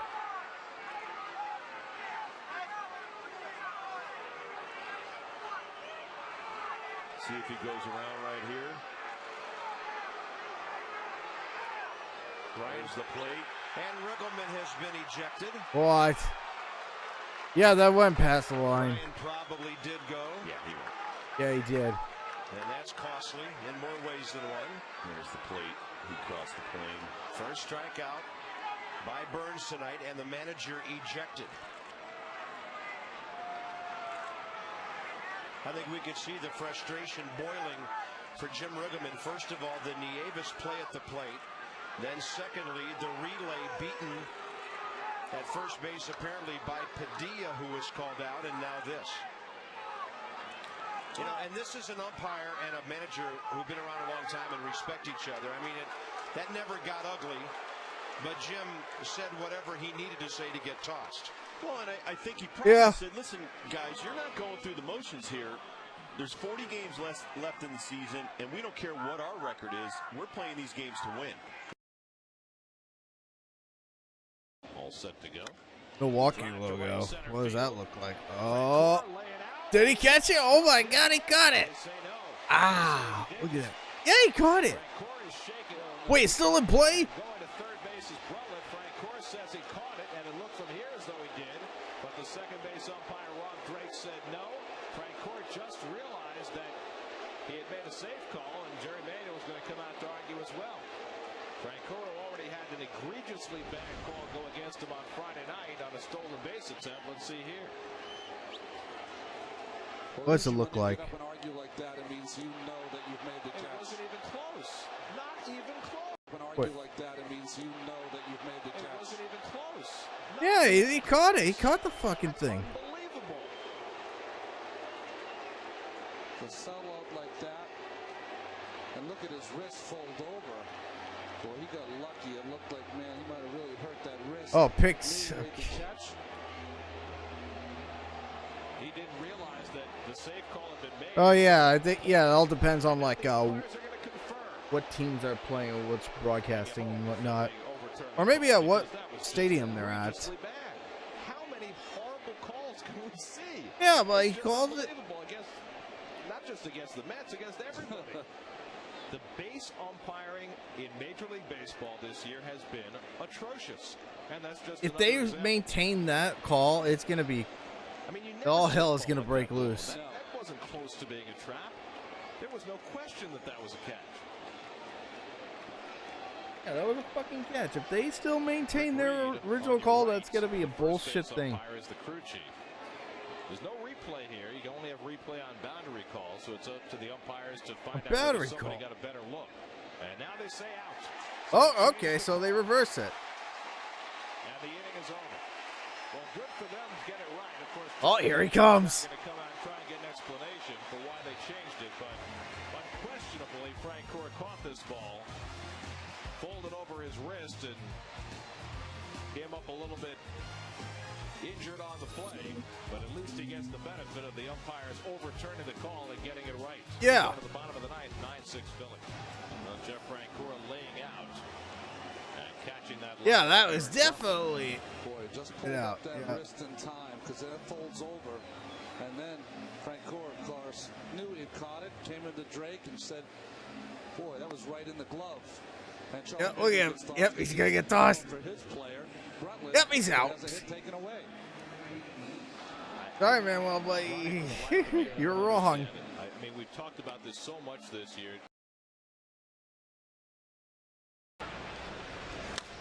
Oh. Hits it hard again. Guzman gets rid of it. Oh, he's out. That's not good. Oh boy. Slamming his helmet to the ground, and that's a rookie umpire, Mike Muchlinski, who just threw him out. It's poor sportsmanship. You get tossed for that. Impressive play by Guzman, and Braun ejected. Is the Milwaukee Brewers new logo the one with the ball in the glove in the center? Is that what it is? With the blue and yellow color scheme? He got him by a good step. Guzman right there. God, look at how he's a big man. Very accurate. And done on the receiving end. Nice stretch. Nice pick. And Brawny getting a hot shower here before everybody else. That might be one of the last young men I expected something like that from. A quick outburst, a toss of the helmet, and the heave-ho. Yeah, heave-ho. I'm not sure if that's Mike Muchlinski's first. Okay, yeah, that's what I was thinking of because but he's the rookie. I'm only familiar with like the quick on the trigger. With some like teams logo such So as Cabrera Red Sox, trying to of get aboard course, here. Yankees, even though I don't like the Trying to Yankees, make a mess Tampa of things Bay, here in the eighth. That pitch taken. and Strike Toronto three. Blue Jays. Cabrera slams his bat down and he's been kicked out of the game. What? Home plate umpire Todd Tishner. Because I know Red Sox logo is currently just the Sox image without the Red Sox lettering This is on after the it. Twins have already made their infield move, so going to have a curious alignment here in the ninth inning. You know, if a player throws a helmet or a bat, they get fined. Nope. But to get thrown out right away like that, the Twins have had some problem with Todd Tishner behind the plate. Now watch, it's a call third strike. Cabrera slamming the bat down.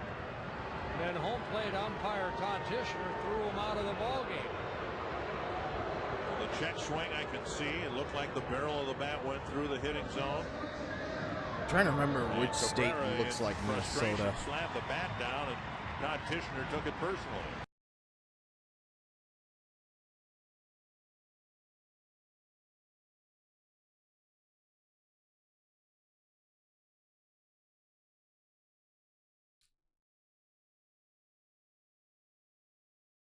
Okay, that's Minnesota. Yeah, okay, that's... What? Is that the... No, it's not. What the?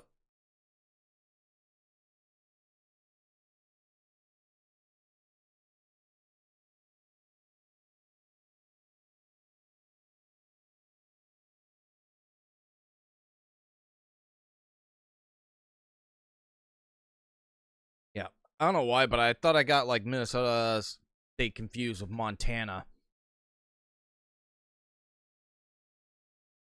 What the hell?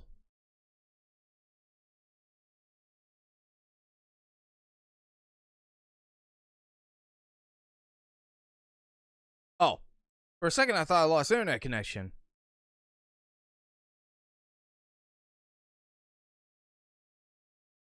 And yes, I do have ad blocker on because fuck you, YouTube.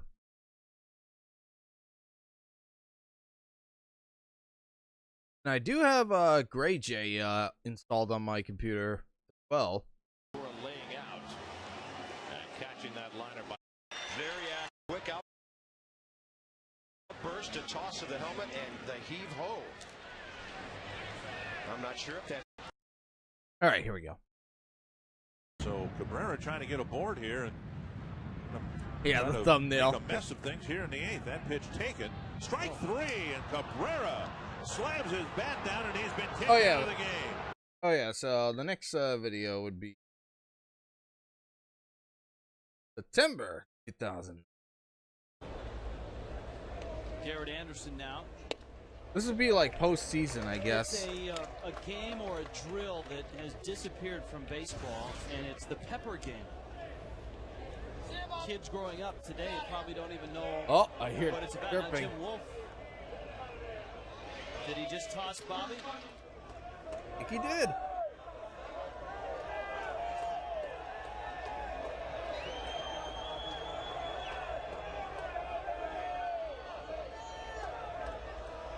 No, Bobby Cox. I don't think he's tossed him yet. But I think he did. Okay, Maybe okay. Want to go? He said, you got to go, is what he just said.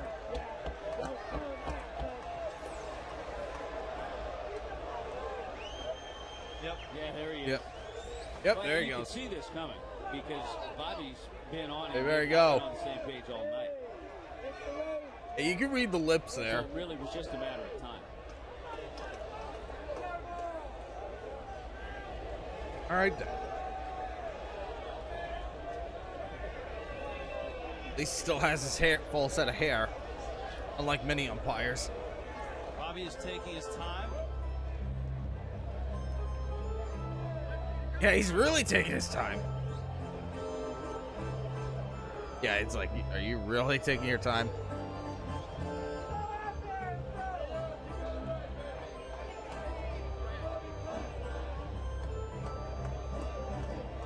The all-time leader in ejections for a major league manager. He just adds to that. You know, it's a number they do not put in the. I always look for it. I do too. I'm always looking for that. They do not put it in the Atlanta Braves notes. I think he's up in the high 130s, maybe low 140s now.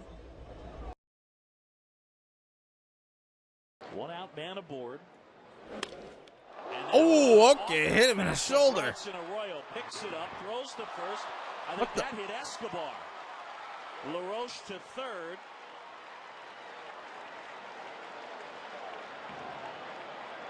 Oh, did they call him out? Oh, my goodness. Wow. What? How many times this year have we seen it go against the Braves when they tried to get a call when a player got hit? Yeah, that was in like, fair are you kidding territory. me? And now Brian Gorman is saying he was in fair territory, so he's out. And what? Bobby, hat off, pleading Escobar's case. Both trainers out. Yeah, 2 trainers are out. Yep, and Cox is out as well.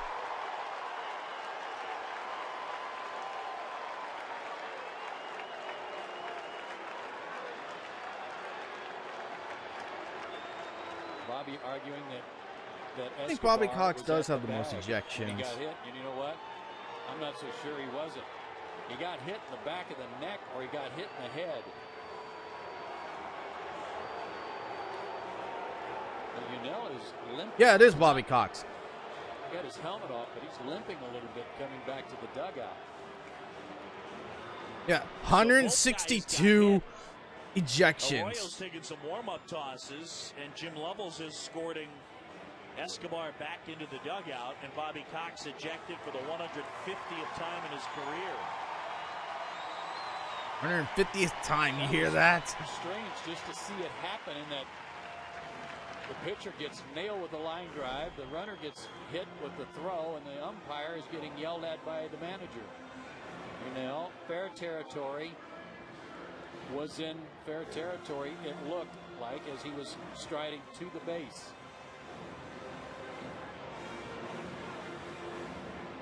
Oh, He did okay. get hit in the back of the head before he got to the bag.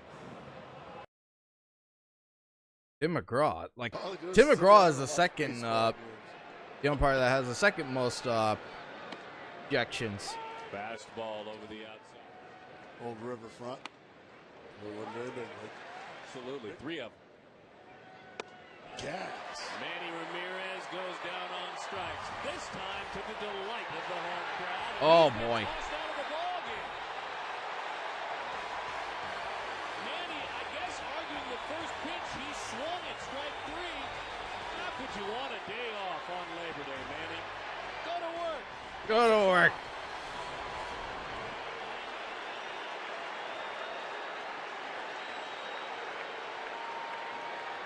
Yep. 162 ejections. And then in fourth place is Earl Weaver. If you've ever seen that infamous video where Bill Hader like tosses him out. Yeah, it can, but the thing is, 720p is at its max. It's got plenty of pop. Because this was posted back in, actually, in 2023. So that's the max it can get at 720p. And I think that's fair because this was in 2009. I don't think 1080p was like the standard at that point.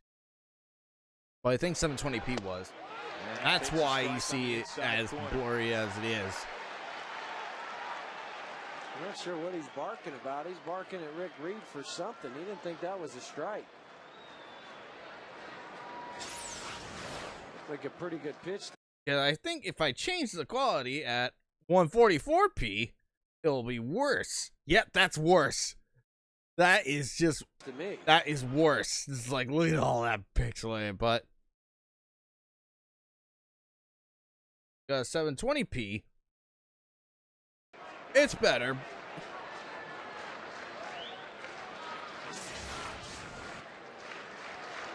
Curveball. Like the 4x3 screens. Well, that was pretty much what they had at the time. Especially for television. They didn't make the conversion to 16:9 till like, I want to say like around this time? Yeah, around this time because yeah. Right at 144p. Craig Tatum coming up. It's hard to believe 144p was a standard at some point many years ago. Stems from what happened after the very first pitch. The 2-2 pitch by Moylan. Called third strikes.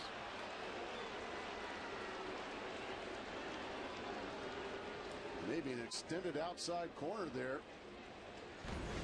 Greg Gibson thought it got the edge of the outside corner. What do you think at home? Tough to tell there. What do you think there, Chris Rose? Wow, look at that curveball. I'm thinking I'm wearing a white shirt today, not a blue one. Yeah, Tony La Russa coming out and Tony La Russa. Gibson, and he got tossed for the first time this year. And that's Tim McClellan, the crew chief. Oh, Tim McClellan. Oh my God, Tim McClellan. Going nose to nose. It was pretty good entertainment. If you're familiar with Tim McClellan, he's the one that tossed George Brett out in the 80s because he had a bit too much pine tar on his bat when he hit a home run. Well, what was going on here, Gracie? Well, I think there was some griping from the dugout. I think probably from Troy Gloss or about the pitch to Troy I think Gloss. Tim McClellan is long since retired. Yeah, pine tar. Because I think you're not supposed to have pine tar exceed a certain point on the bat. I am not sure what he was Oh boy, about. Joe Girardi's incensed. Home plate umpire, Marty Foster. That would be, I think it was the A-Rod pitch off the plate. I do. If the ball was a couple inches off the plate, it was a big moment in the game. Girardi was probably expressing how he missed the pitch because this is what happens. They go up into the video room. Yeah, anytime you see Joe Girardi get ejected, he goes insane.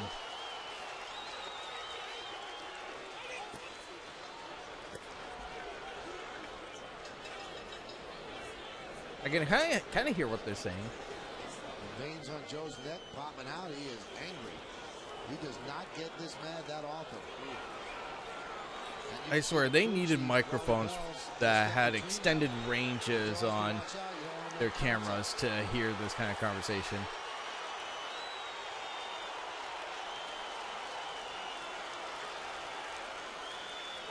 I'll tell you, Marty must have said something. I agree. We know Joe Girardi a lot of different ways.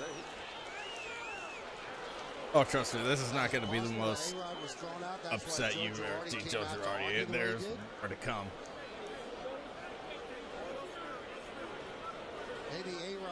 There was a play. I remember there was a play at one point where Red Sox were facing the Yankees, and I think someone batting for Red Sox got hit by a pitch, and the umpire warns both teams, and Girardi is like pissed. He gets ejected. Wally Bell, the crew chief, that's what the Chiefs do. They get in between and intervene, try to quiet it down. Yeah, because you don't want the manager smacking the hell out of an umpire. Here's the pitch. There's a changeup. Big moment. Bases loaded. Especially in the moment with the situation, you better make sure this is a great view right here. Now that's not a whole lot, Michael. You know, that's the old proverbial, if it's close, it's too close. Screw the Yankees. I mean, I'm a Red Sox fan, so I automatically don't like the Yankees. He's showing them it's that far outside. Because you see, like, because they're like the Yankees are like the rich kids in the movie The Sandlot. You know that scene where the crew sees those kids on their bikes, the rich kids. Got tossed. We definitely know that Joe Girardi and got Red Sox tossed. are like the underdog that will prevail. One down. Speaking of Red Sox, he went and strikes out and is ejected. Oh boy. Burrow wanted Lance Barksdale to check. He didn't really need to. And Burrow is ejected from the game very quickly. Hey, Joe Madden. 7th strikeout for Lester, 2 down. I don't think there's any doubt that he went on a swing. No question about it right there. The home plate umpire making the call, and there's the word that is going to get you thrown out of the game just about all the time. I really gotta go see a Red Sox game at some point. The idea. But you said it more than once. Yes, you did. I want to save that moment for when I become a dad. Whether I take my son or daughter out. Got him. Cabrera applies the tag. Wells dancing off the bag is out. Well, Wells was running on the pitch initially, and Verlander held the ball really long. Oh, he's out. And then once he threw over, Wells didn't slide. I think Verlander's been kicked out of the game, too.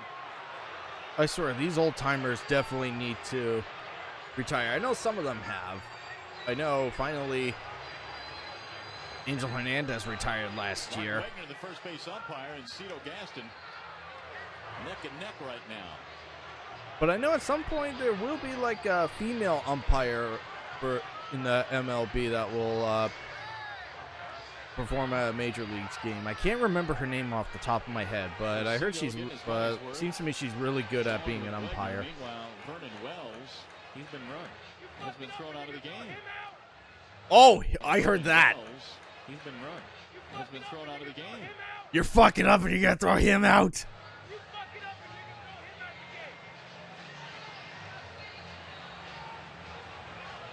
You heard that. Out of the game. You heard that. Meanwhile, Vernon Wells, he's been run. Has been thrown out of the game.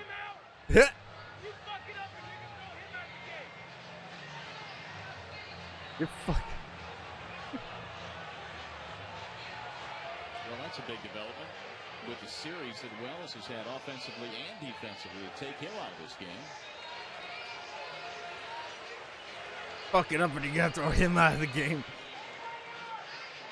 Let's take another look at it. There are some like umpires that will admit that they miss a call and that they were in the wrong, but they're mostly overshadowed by a lot of other umpires that just have huge egos that they don't want to get bruised or admit that they're wrong, so they toss the people out. And that's thrown behind Posada. Max Snack. Is that an answer for Aaron Hill? And now you can see Posada is thinking that that's the case as well. And both benches. Oh boy, they're clearing. Oh boy. What the? Did the quality just change all of a sudden? No. It just did it by itself. I think that's obvious, Michael.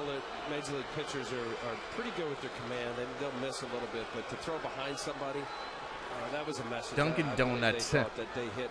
I know they're just called Dunkins these days. Both benches warned. Apparently, a lot of people are too lazy to put in the extra syllables to say the company's name. I don't, unless there's some other kind of history or something in the series up in Toronto, this game didn't dictate from Lancet to hit him on purpose. Now this is just, It's not even close. I mean, Carlson has been locked in. The 4 batters that he has faced has been able to throw the ball anywhere he wants.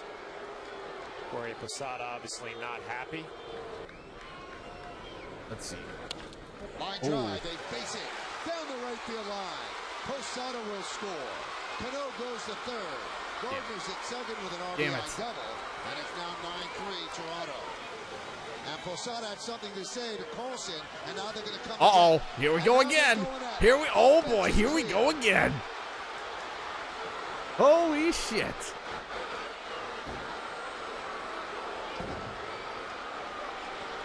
Oh my God, it's like a freaking hot storm of hives. They're trying to pull all the players apart.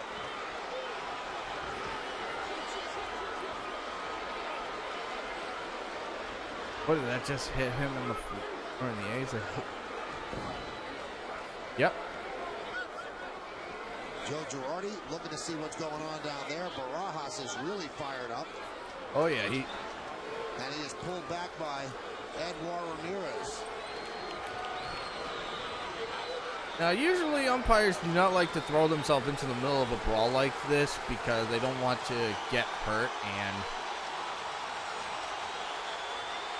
I mean, it's a stressful job being an umpire enough as is, but it's like they usually let it cool down by itself, or in some cases they'll try to be the peacemaker, but other times they can't control that they're just caught in the middle.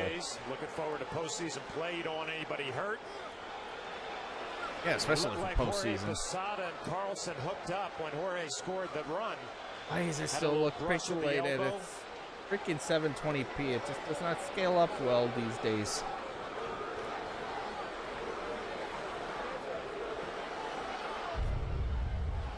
See Jorge come running by right here, and he bangs into Carlson a little bit. Carlson's going to turn around, go after Jorge Posada, has something to say, and knowing Jorge Posada, he's not going to back down, coming right out.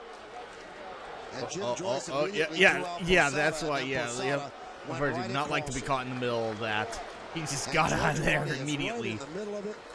So is Mark Teixeira, and really the last thing, I repeat, I don't blame him. Yankees need is to get into a bench clearing brawl and get somebody hurt or get somebody suspended. 3-1 delivery. Walked him and they're loaded. So Hen walks the first batter he faces. And the base is loaded again. Tampa Bay loaded him up in the 5th inning and left him that way. That also oh boy, fully loaded. And there are 2 down here. No. Well, this isn't 60 frames per second. This is 30 frames. Zobrist at first. Pat Burrell. Now gets another shot. Now, and Dave Tremblay's just been heaved. The fuck is going on? Strike zone that we've been talking about. And you know he was saying you called that a strike. Now look at him go. It's like, is this really necessary? 3-1 changeup. And then Brian Roberts got called out on a pitch. Look at how red his face is.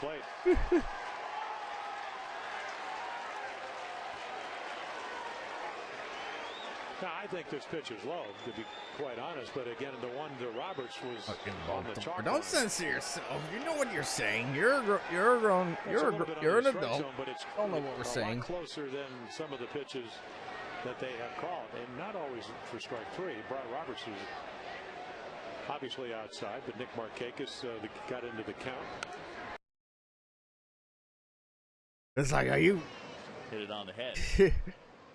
Yep, he was like Strike intense. three, throw to second, got him. Yeah, I think he was out here. Goes. Strike three, throw to second, got him. Wow.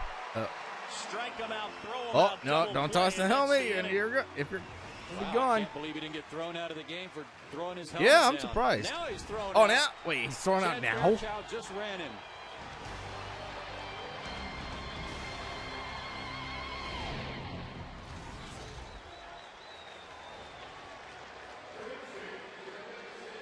Around in that Phillies dugout, he's been thrown out of the game. Take a look at the pitch first that got Utley. Did not look like a strike.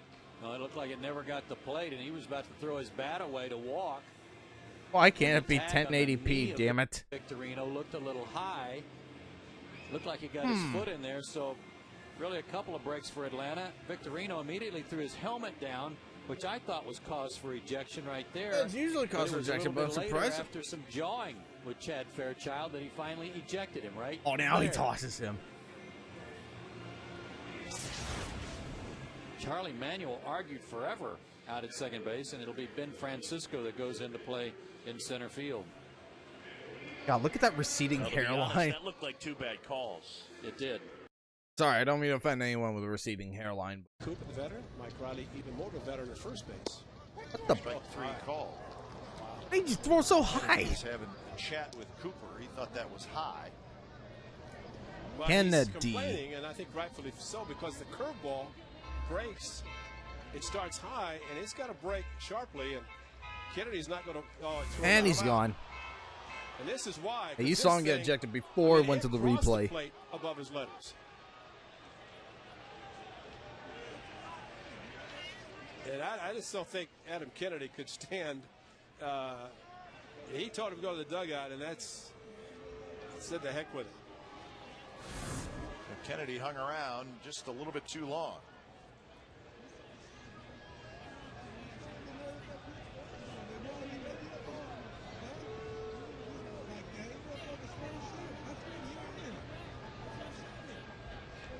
Same shit. So Adam Kennedy gone here in the first inning. Oh yeah, I remember. I bought this comic book because a few more choice words for Eric Cooper, maybe just so I could piss some right wing people off. Well, we're kind of this case. Talking about the high strike, that's a little ridiculous. I think that speaks for itself. One thing, but with a curveball, and Pudge caught it. Looked like it was above the waist when he caught it. I really wanted to get this autographed by the writer of this comic, but unfortunately, she currently lives in Europe. Third with one out. I won't be seeing her at like some sort of Comic-Con or something anytime soon. And yes, that comic book of Harley Quinn farting was written by a woman. Oh yeah, he's barking, and he's. Sam Holbrook and Baker still exchanging words. And Baker gets tossed out of the Yeah, game. Baker got tossed. Hey, keep making bad calls. You'll be throwing a few more people out. Or did he throw Freddie out? Big on Rumble? Good job, Freddie. Oh yeah, it's really getting in his face. Guys made a couple of key calls that have not been right. It's about time somebody let him know.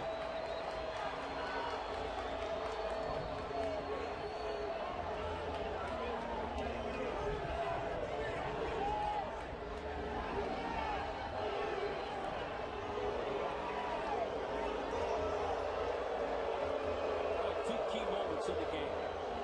Well, I'll take another look at it.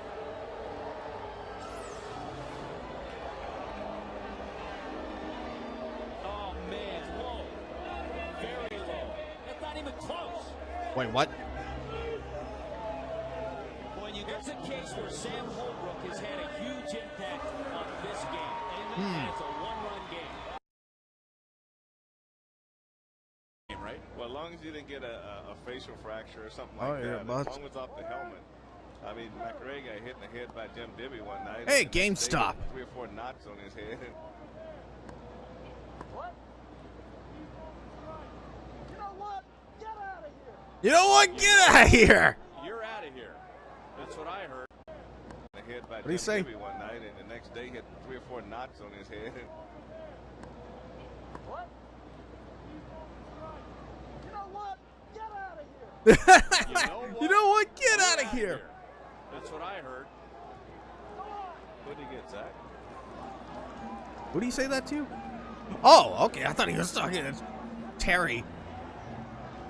This has been a very sensitive umpiring crew with a couple of incidents where if the He's really not getting much for his money. nobody in the ballpark knows anything's going on. Well, a little birdie just flew into the booth and suggested that it might have been Zach Greinke who was thrown out. Well, Zach was on the top. You know what? Get out of here. The first player that moved as soon as Greg Gibson said you're out of here, so I assumed it was Zach also. Oh! Wait, I missed that. Oh! That knocked Lowell's helmet off. What the heck is wrong with Greg Gibson? Well, that's a curveball. You know, It's a breaking ball. Yeah, that's a curveball. Well, this is a I long give a time shit. coming tonight. You got Yeppies out. Yeah.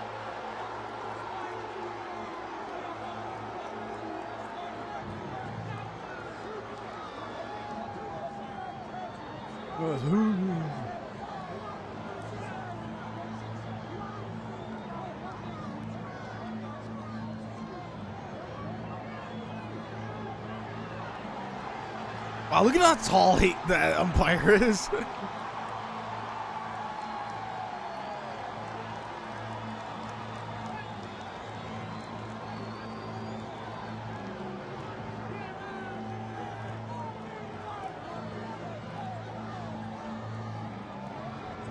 You know what? Get out of here.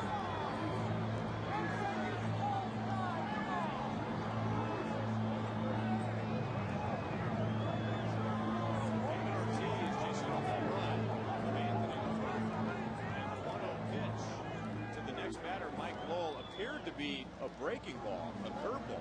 That's 75 miles an hour. 75 miles an hour that nicked the bill of the helmet. Now that's frightening no matter how hard the pitch is thrown, and I'm sure I don't know why he's complaining to him. He didn't make the call. He didn't toss him. If you're going to try and hit a batter, and if you're going to try and hit a batter up around the head, which I don't think hardly any pitchers try and do that, and even the best control pitchers in the game cannot control a curveball like that. You're going to go at it with the fastball. I mean, if you ask Mike Lowell, I mean, it's one of those pitches that it backed up on him, a curveball. He got out of the way of it, didn't hit him at all. And there was no need to warn both benches after that pitch. By the way, I guess it didn't hit Mike Lowell because he's still in the box. It didn't hit him at all, and he warned both benches for no reason at all.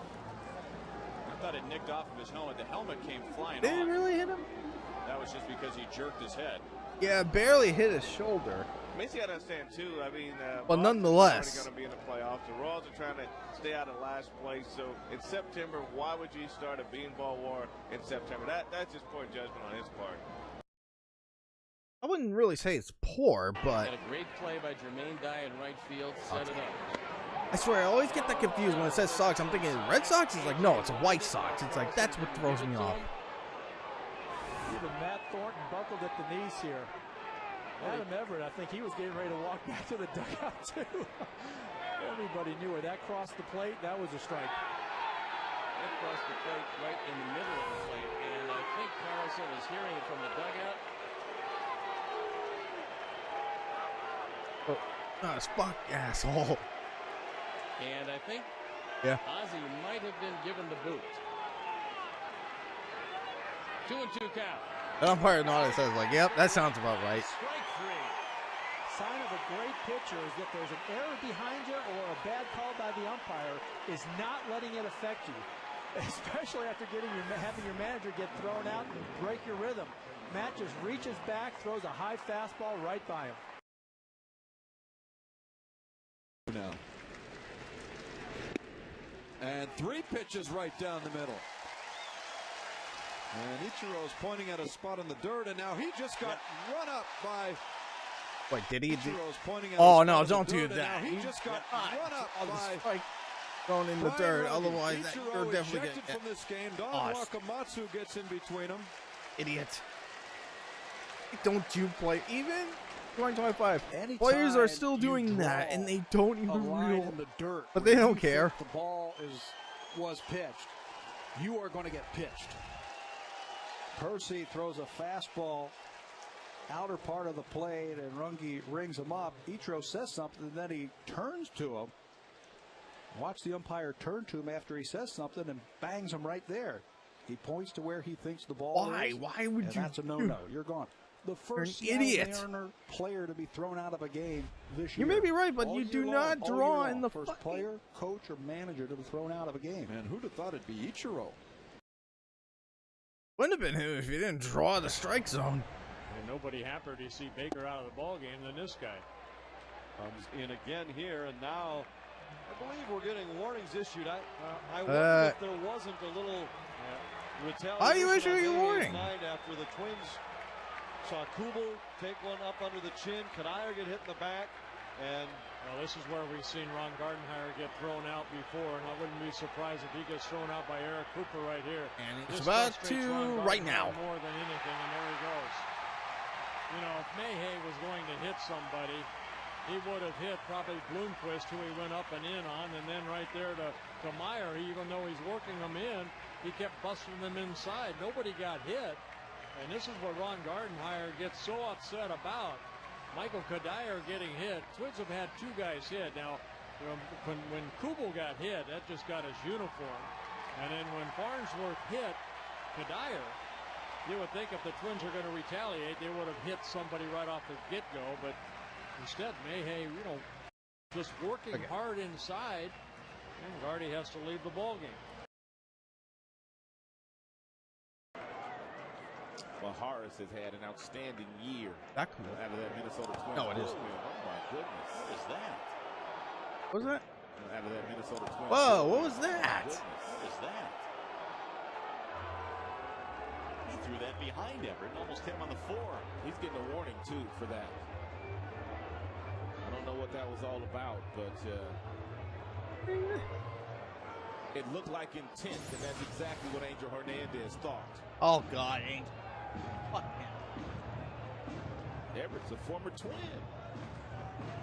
Hernandez doesn't know shit. Yeah, not very long, but a Twin nonetheless. I mean, is he upset? Is he upset at the fact that the Tigers have taken the luxury here with an 8-2 lead to take the base that they're giving them? Yep, he's Cleveland is upset right now with Angel Hernandez, and he's been tossed out of the game. Well, he said the magic words real quick, didn't he?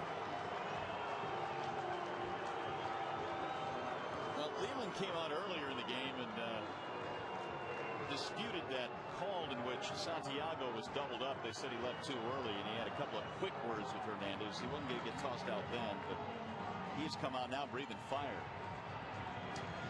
Whatever Jim said, he got run awfully quick. The only other thing that has happened today that I can think of is Marcus going in hard at second base after he was hit by a pitch earlier today. That he did. And I think Cabrera was talking a little bit perhaps about that. So hard for us to tell up here, obviously. But and Leland really giving Hernandez an earful and a couple of finger points and another one and another one.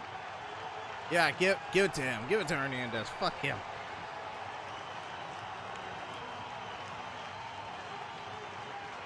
Skipper right now is delivering a lecture.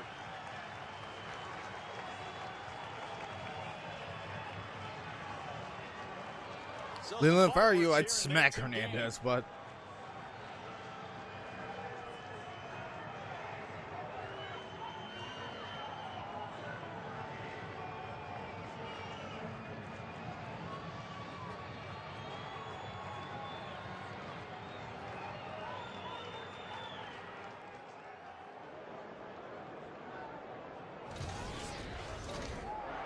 Ooh. Jeremy Bonderman nails Delvin Young. Down he goes. And Bonderman has been thrown out of the game. What? Young is livid. Fuck you, Hernandez. You shit. And both benches now starting to empty. Delvin Young is absolutely livid. Yeah, Logan Freeman. The only person you're missing now is Gordon Freeman. Trying to tell the Minnesota bench to get back. Likewise, the Tigers. Uh-oh. Herring. The bullpen starting to empty as well. Well, that took no time at all. First pitch of the ninth inning. Bonderman is kicked out of this game. Jeremy Bonderman hits Young and has been ejected. And that means Lloyd McClendon gets the boot too, automatically. So they'll have to find another manager down there. Tigers are running out of skippers. They're pretty deep in that department, though.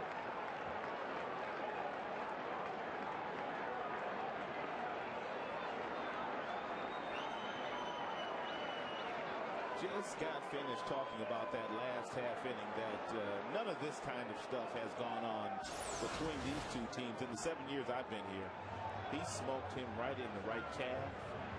And as a hitter, you start to lock up because you see that ball coming in on you. And it tightens up, and it caught him right, looked like above the hamstring on the back of the knee. And that hurt.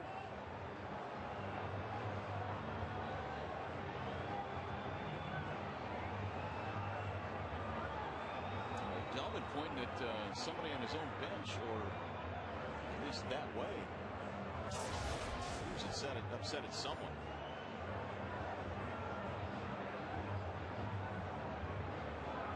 So Lloyd McClendon. Damn it, Hernandez. How many people are you going to eject? Angel Hernandez automatic it to him. Automatic. Leland already has been thrown out, and as the acting manager, McClendon now is being shown the door. What? Warnings are issued. If anything else happens, the manager, along with that pitcher, automatically go bye-bye.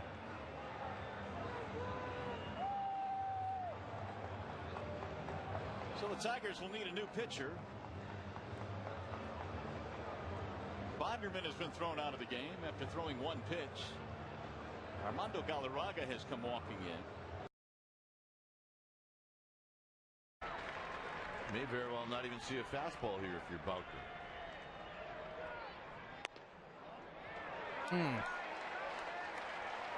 Either Herron wanted it, and now Herron and Hunter Wendelstedt have a problem. Well, here comes Mel Stottlemyre Jr. out of the dugout quickly. He senses that there's some frustration going on with Herron, and Herron really wanted this fastball. He thought that should be called a strike, and that has been called a strike early in the game. In fact, he got rung up on a location pitch similar to that one. So they know the strike zone is low today. That's Wendelstedt's reputation. But Herron really showing some open frustration. I think Hunter Wendelstedt wants a piece of something. Oh boy. He's walking right. Why do these umpires always feel like they need to eavesdrop on their discussions? And this is when you let your pitching coach get tossed out of the ball game.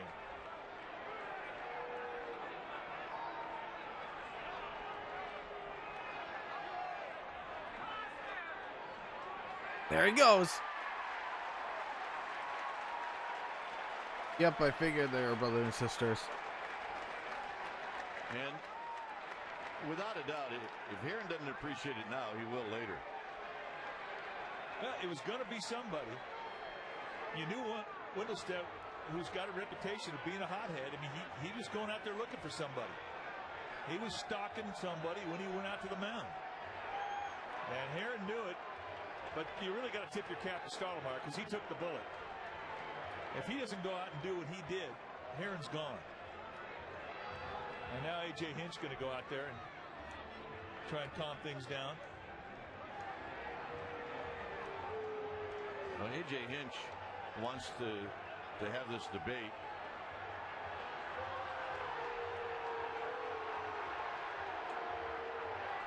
Yep, and he's gone. Well, so much for calming him down.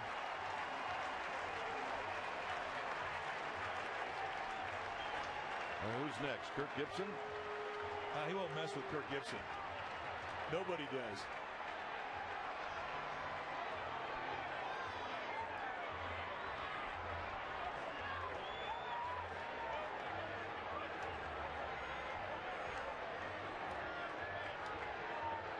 That's Dana DeMuth trying to get in between. Well, Dana trying to bring some calm back to the ball game and go out there and listen to Hinch's final argument. Dana's the crew chief.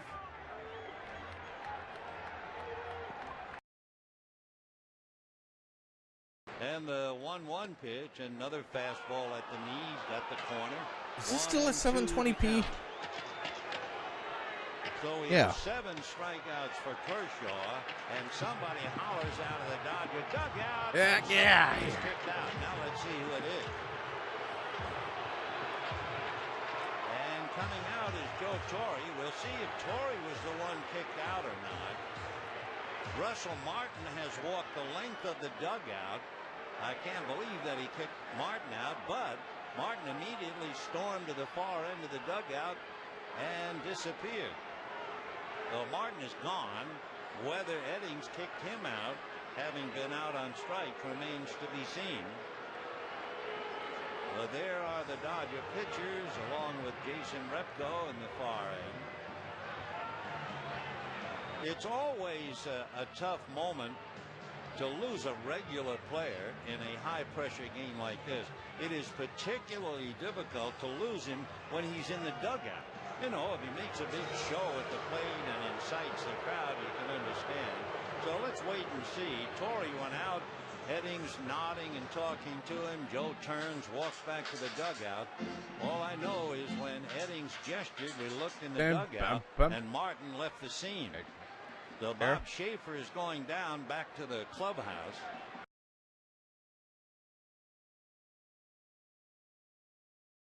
Oh, April 2010.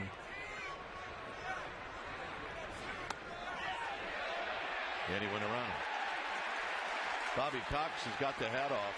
Oh boy. And now he puts it back on, and he's letting Bob Davidson have it.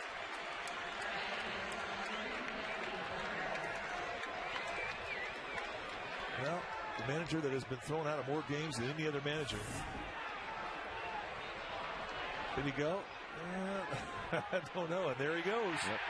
Bob Davidson has kicked Bobby Cox out of the game.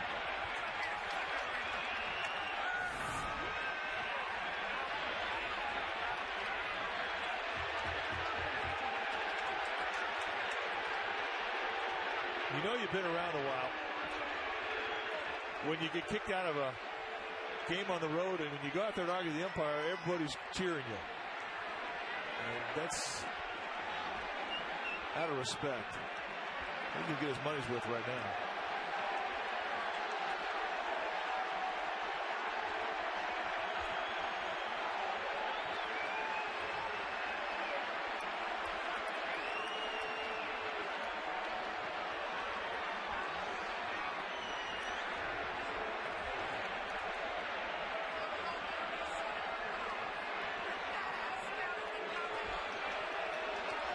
Did he get his money's worth, partner? He did. Yep. Yeah, he did.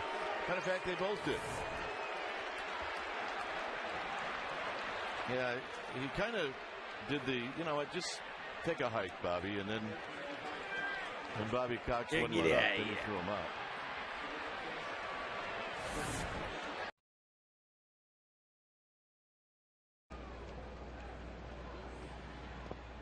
Did he go? Yes. Ortiz can't believe it.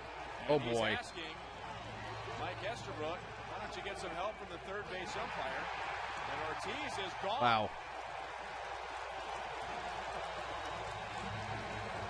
Can't believe you motherfuckers tossed out David Ortiz. Happy. Now maybe it wasn't the right call, Frank, but is it worth getting thrown out this early in the game? Well, Ryan, I tell you, I've played 18 years. One likes it when Big Papi gets ejected. I just wanted to do enough to let the manager know that I wasn't happy, but I didn't think anything was worth getting kicked out of the ball game over. And this is just probably frustration right here on Davis' part. He's off to a slow start.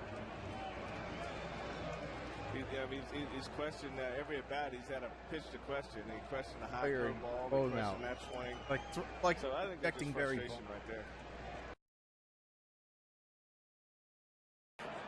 1-2 the count to Howard.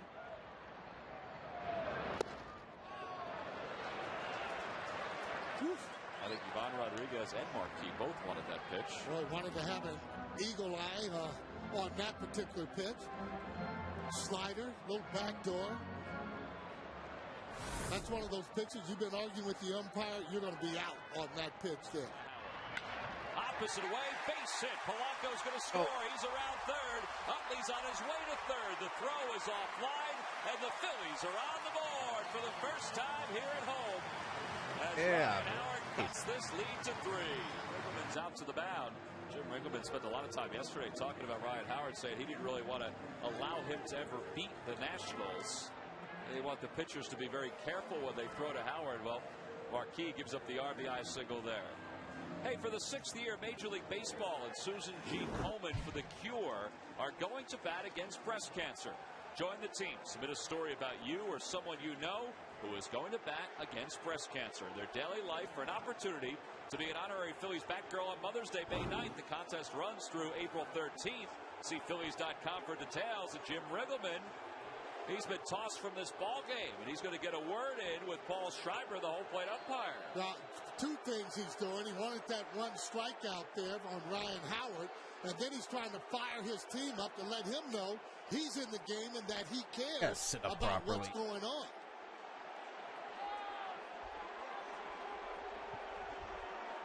So Riggleman is gone. They must have said something about balls and strikes or... Balls and strikes. Before Schreiber even came out. He wasn't even talking to him. He wasn't facing Schreiber and said something to Schreiber was on the foot of the mound, and that's when he was thrown out. So he had every intention, Sarge, of coming out. This was not just to talk to Marquis. This That's was exactly to get the right. umpire out. And he waited until he got to the mound. And adjust to the curveball. So, you know, I don't know what you're looking for, because when they don't swing a bat and it's right down the middle, that's something.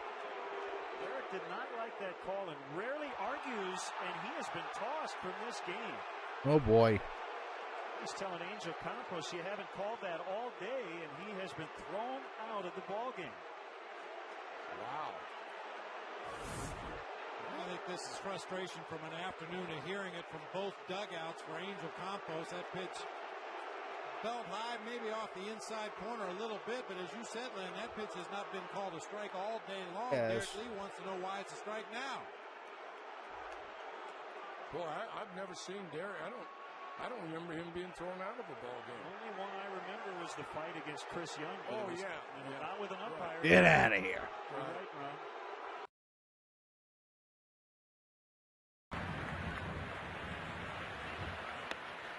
He offered at that one. That is a swing, says Andy Fletcher. And Andy Fletcher, oh boy. Yeah, get your mother. That's not good. Yep, he got tossed. Adam Dunn tossed from the game. He threw his helmet, and he was jawing at the umpire. And That's right, umpire. Turn your back up. That fucking Adam Angel Dunn Hernandez. out, evidently in more ways than one on a scoreless first inning. Next. Angels. Coming inside Like, and got him looking on the inside corner. What? Down goes David. Jared Weaver gives up the home run to Don Kelly. It's the middle of the 5th as David and Dale Scott go. no, don't try, you idiots. 3-1 Why don't you learn? Pretty good pitch by Jared Weaver. Execution. Johnny didn't like it. He was looking out over the plate. Got hung up.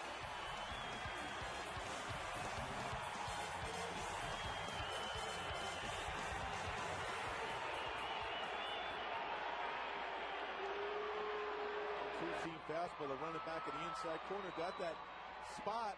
Hey, if you've been around the strike zone a lot, you're going to get that borderline pitch, and that was a situation for Jared Weaver.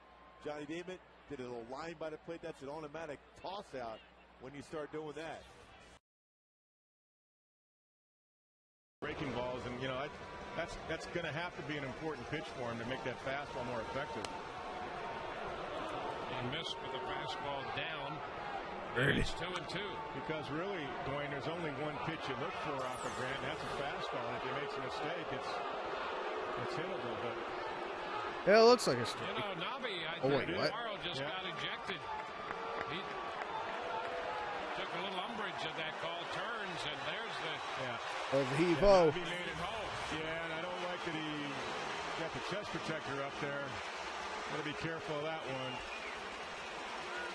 Meaning, looked like there's a little close, perhaps a little brush there. Maybe you don't want that. There has been a question with some calls all night. But, you know, Fox Tracks has showed that actually the calls have been pretty accurate, with the exception of maybe a couple in the first inning that affected a couple of walks. But here's the pitch by Balfour. Nabi thinks it's right there at the knees. It's definitely on the corner. Doesn't get the call. Says something. Now he turns around. And whatever he said, that was enough. A little bit of a bump there. That's not going to sit well with MLB. That's what you don't want. To get by themselves. Ooh. In the air, right center field. That's pretty well hit. Young going back into the alleyway. Does he have room? He does. At the what? Oh, they're saying it's a live ball. No live ball. What the? And he's heading to third. What? The throw comes in. They're going to wave him home. And Jason Worth is going to get across home plate standing. What? And the Diamondbacks are sure to argue that that ball came loose when Chris That is Young was bullshit. trying to take the ball out of his glove. Dale Scott doesn't think so. Right now, the Phils have a 2-0 lead. Yeah, well, from his position, Dale Scott, with his back against, well, look at him explaining that. Now, the fielder there is going to have the ball, and it's going to hit his glove. Well, he does catch it. He was taking it out, but from the position of Scott, he wasn't able to see that. He probably thought it just bounced out of his glove, but yes, that is a catch. Yeah, that's a catch. Right there. Okay, he's taking it out. And then he says no catch. But I'll give Jason Worth credit for running from the get-go right out of the box. As you see him catches the ball, you don't take it for granted. Jason kept running after he saw the ball down. He kept going. Sam Palazzo did a great job, brought him all the way to home plate. Oh, no, he's out. He's out. Well, for me, that applies in the outfield.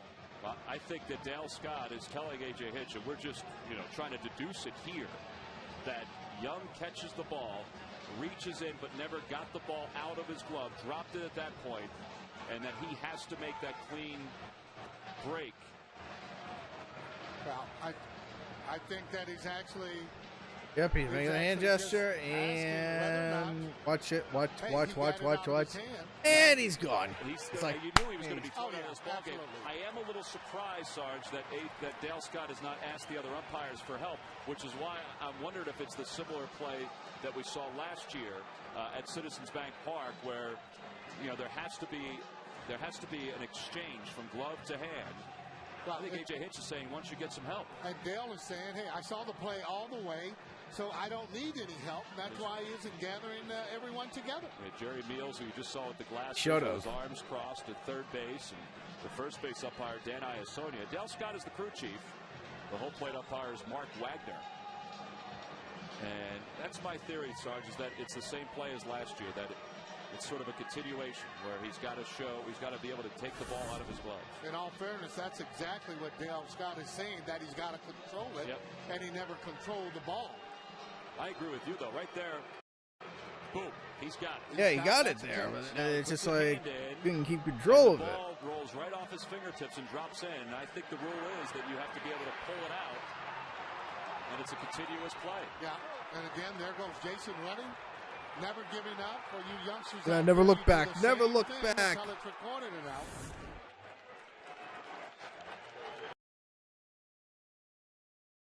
Who has that jammed thumb, unable to start the game today, but he will run for Griffey. First pitch to Kochman. Fair ball, base hit down the right field line. Lopez rounding third. He will score. Wilson holds at third. As the ball, now he's sent home. Wilson sent home as the ball hit. Looked to hit a fan in the corner. What fan interference? Oh, boy. In the right field corner, Ozzie Guillen out to argue. I think third base umpire, fielding culprit, is saying that why do you fans always do this? In his opinion, the runner from first base, Jack Wilson, would have scored. And that is an umpire's opinion. Because that ball would have rattled around in the corner.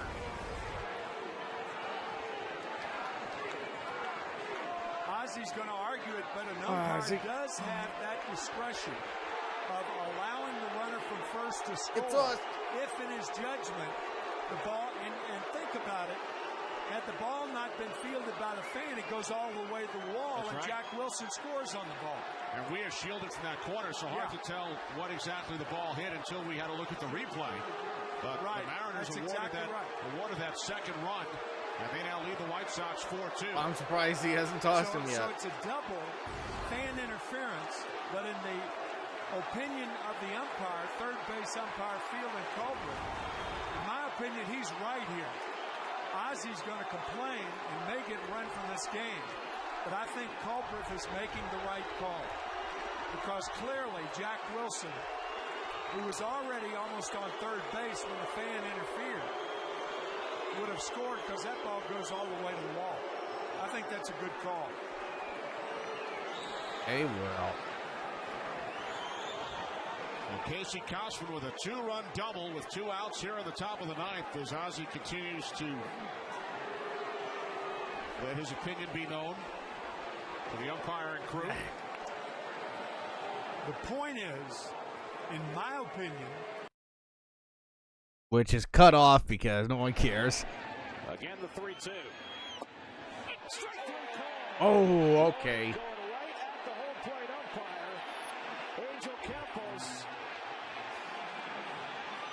Careful, careful, you're gonna get tossed. You're gonna get tossed.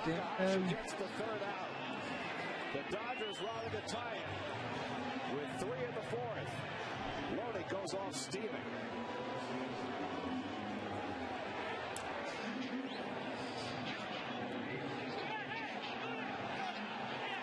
Campos, he got the thumb. He got the one more word in, and that was enough for him to get. Yep, he's gone. Oh, he don't like that. And that got I definitely need to get a new chair. It's ridiculous. Well, this is where the coaches have to get the player out of there. Or This chair is falling apart. Better days. Now the 1-2. Got him, strike 3. I'd like to go for a gaming chair.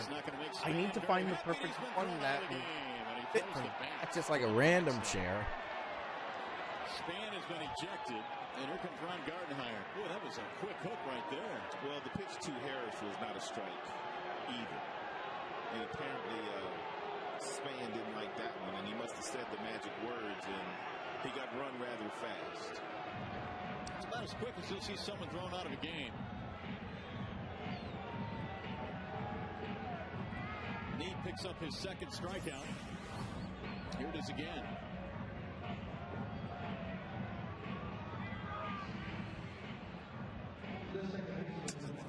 That kind of toss? Yeah, probably. The hand gesture. And there goes the bat. More than likely. 3-2 pitch. Oh, called strike 3, and Church can't believe it. He is barking at DJ Rayburn, the home plate umpire, and now has just been run. You know, if you got something to say to the umpire, why don't you say it to their faces as opposed to just saying it not towards them and walking away? That's my. That's just you being passive. Strike 3 call. And LaRoche slams the bat down. He is run. Do that. You can't fire the bat like that. John Russell comes out, and he's going to visit with home plate umpire DJ Rayburn, who has thrown his second Pirate out of the game. Ryan Church was run earlier. Yeah. Here's the How much more of this video? Okay. Ground ball to third. They're going to come home with it, and out at the plate. He stayed on the plate. Miguel Oliva stayed on the plate, and A.J. Hinch comes flying out of the dugout.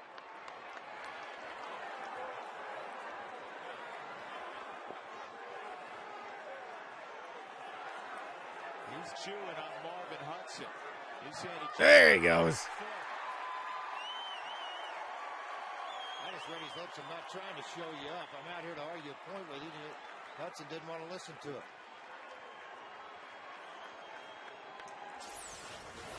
Well, this will tell the truth right here. And I know Bo Porter jumped about 1.5 feet in the air. Yeah, we get a better look at it here if we can get the umpire. He's in a great position to see it and watch it. That angle, I think Hinch has a big point. Now the ball's in the glove. You know what? Is that toe on the plate? No, it's not. That I don't know. Wow. Yeah, that is tough to tell. Start, at least for the Angels anyway, 12:35 versus a 7:05 start. But Deki Matsui. this isn't one of those games that. Whoa, okay. 7:05. They moved to 4 o'clock. This would have been a traditional 12:35 start. The Angels Tick. thinking, you know what? Folks can stay at work a little bit longer. You know, today's day and age, the economy the way it is.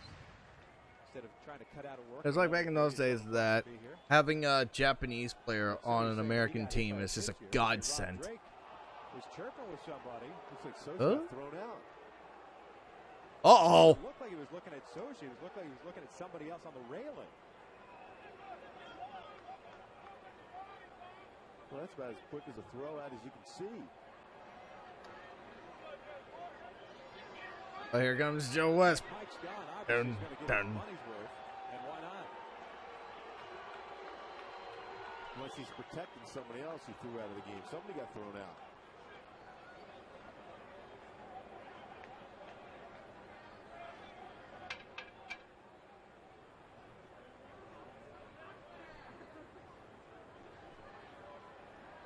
Joe West trying to dip things in the bud here.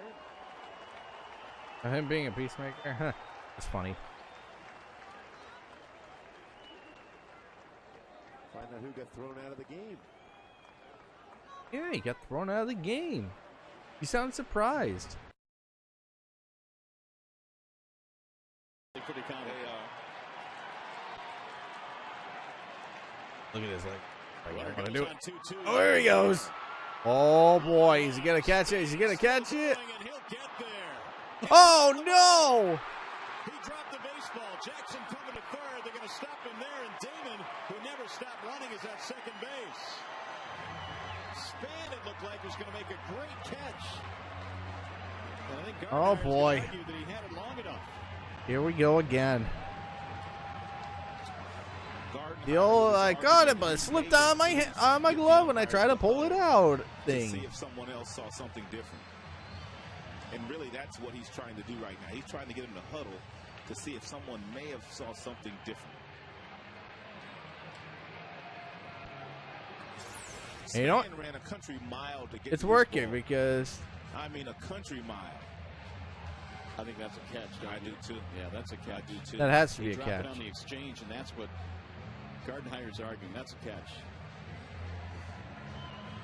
Boy, did he go a long way to get to this ball.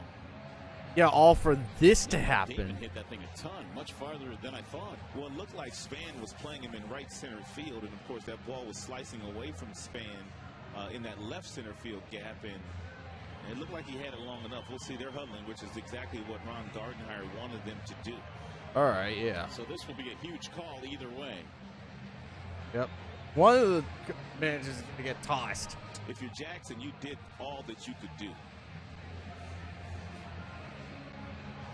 Doesn't look like Gardenhire's going to win this argument. Nope, he isn't. Take a look at Jackson as a base runner here. You know that you can go as far as you can. You can even go all the way around the base. Jackson knows where the ball is now. He's going to creep around the base here. And then he thinks the ball's caught, so you have to retouch the base and start to head back to first, and then he's able to get to third base. He did all that he could do there. He did that perfectly because had the ball been caught, he would have been able to get back safely. He had a lot to filter through his brain there. He did. I mean, he really had to think about what to Been do tossed there. yet? And then he had to go back and then get back to third base. Gardenhire's hot right now, and he's having it out with Gary Dolan. Yep, he's out. Ron Gardenhire has been ejected from this game. And I think he's got a beef on this call because it certainly looked like Span had that ball long enough. He got them to huddle, and here's another look. I got it, I got it. The catch. Ooh, I got 1, 2, it. 3, Oh, it slipped out of my hand. So the Tigers will have runners at second and third, and Gardenhire will head to the clubhouse. Yeah, that's. The teams put a run on the board. 11th inning, and there's no one scored. That is. He got it! Oh! What?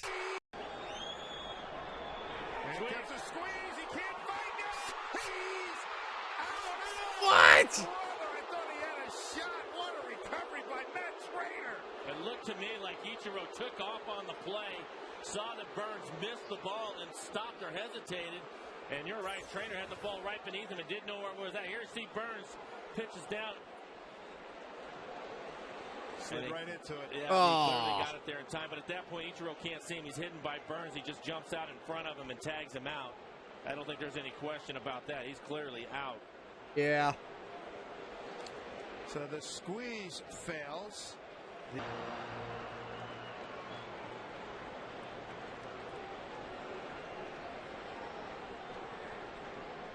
You just toss someone out.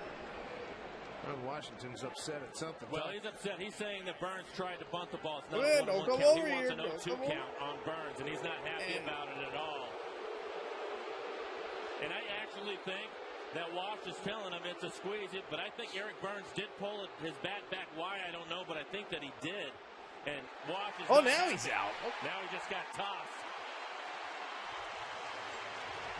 Well, he's going to get his money's worth now.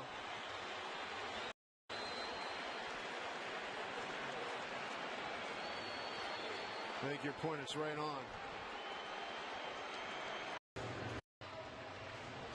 I'm not sure why on a squeeze. Okay, so we're at April, so I'm gonna end the stream here tonight. Getting a little bit tired because it's been a long day at work for me, but tomorrow I will get to play Sonic Omen. That's all about. Join me then, and thank you for watching. Have a great night, everyone.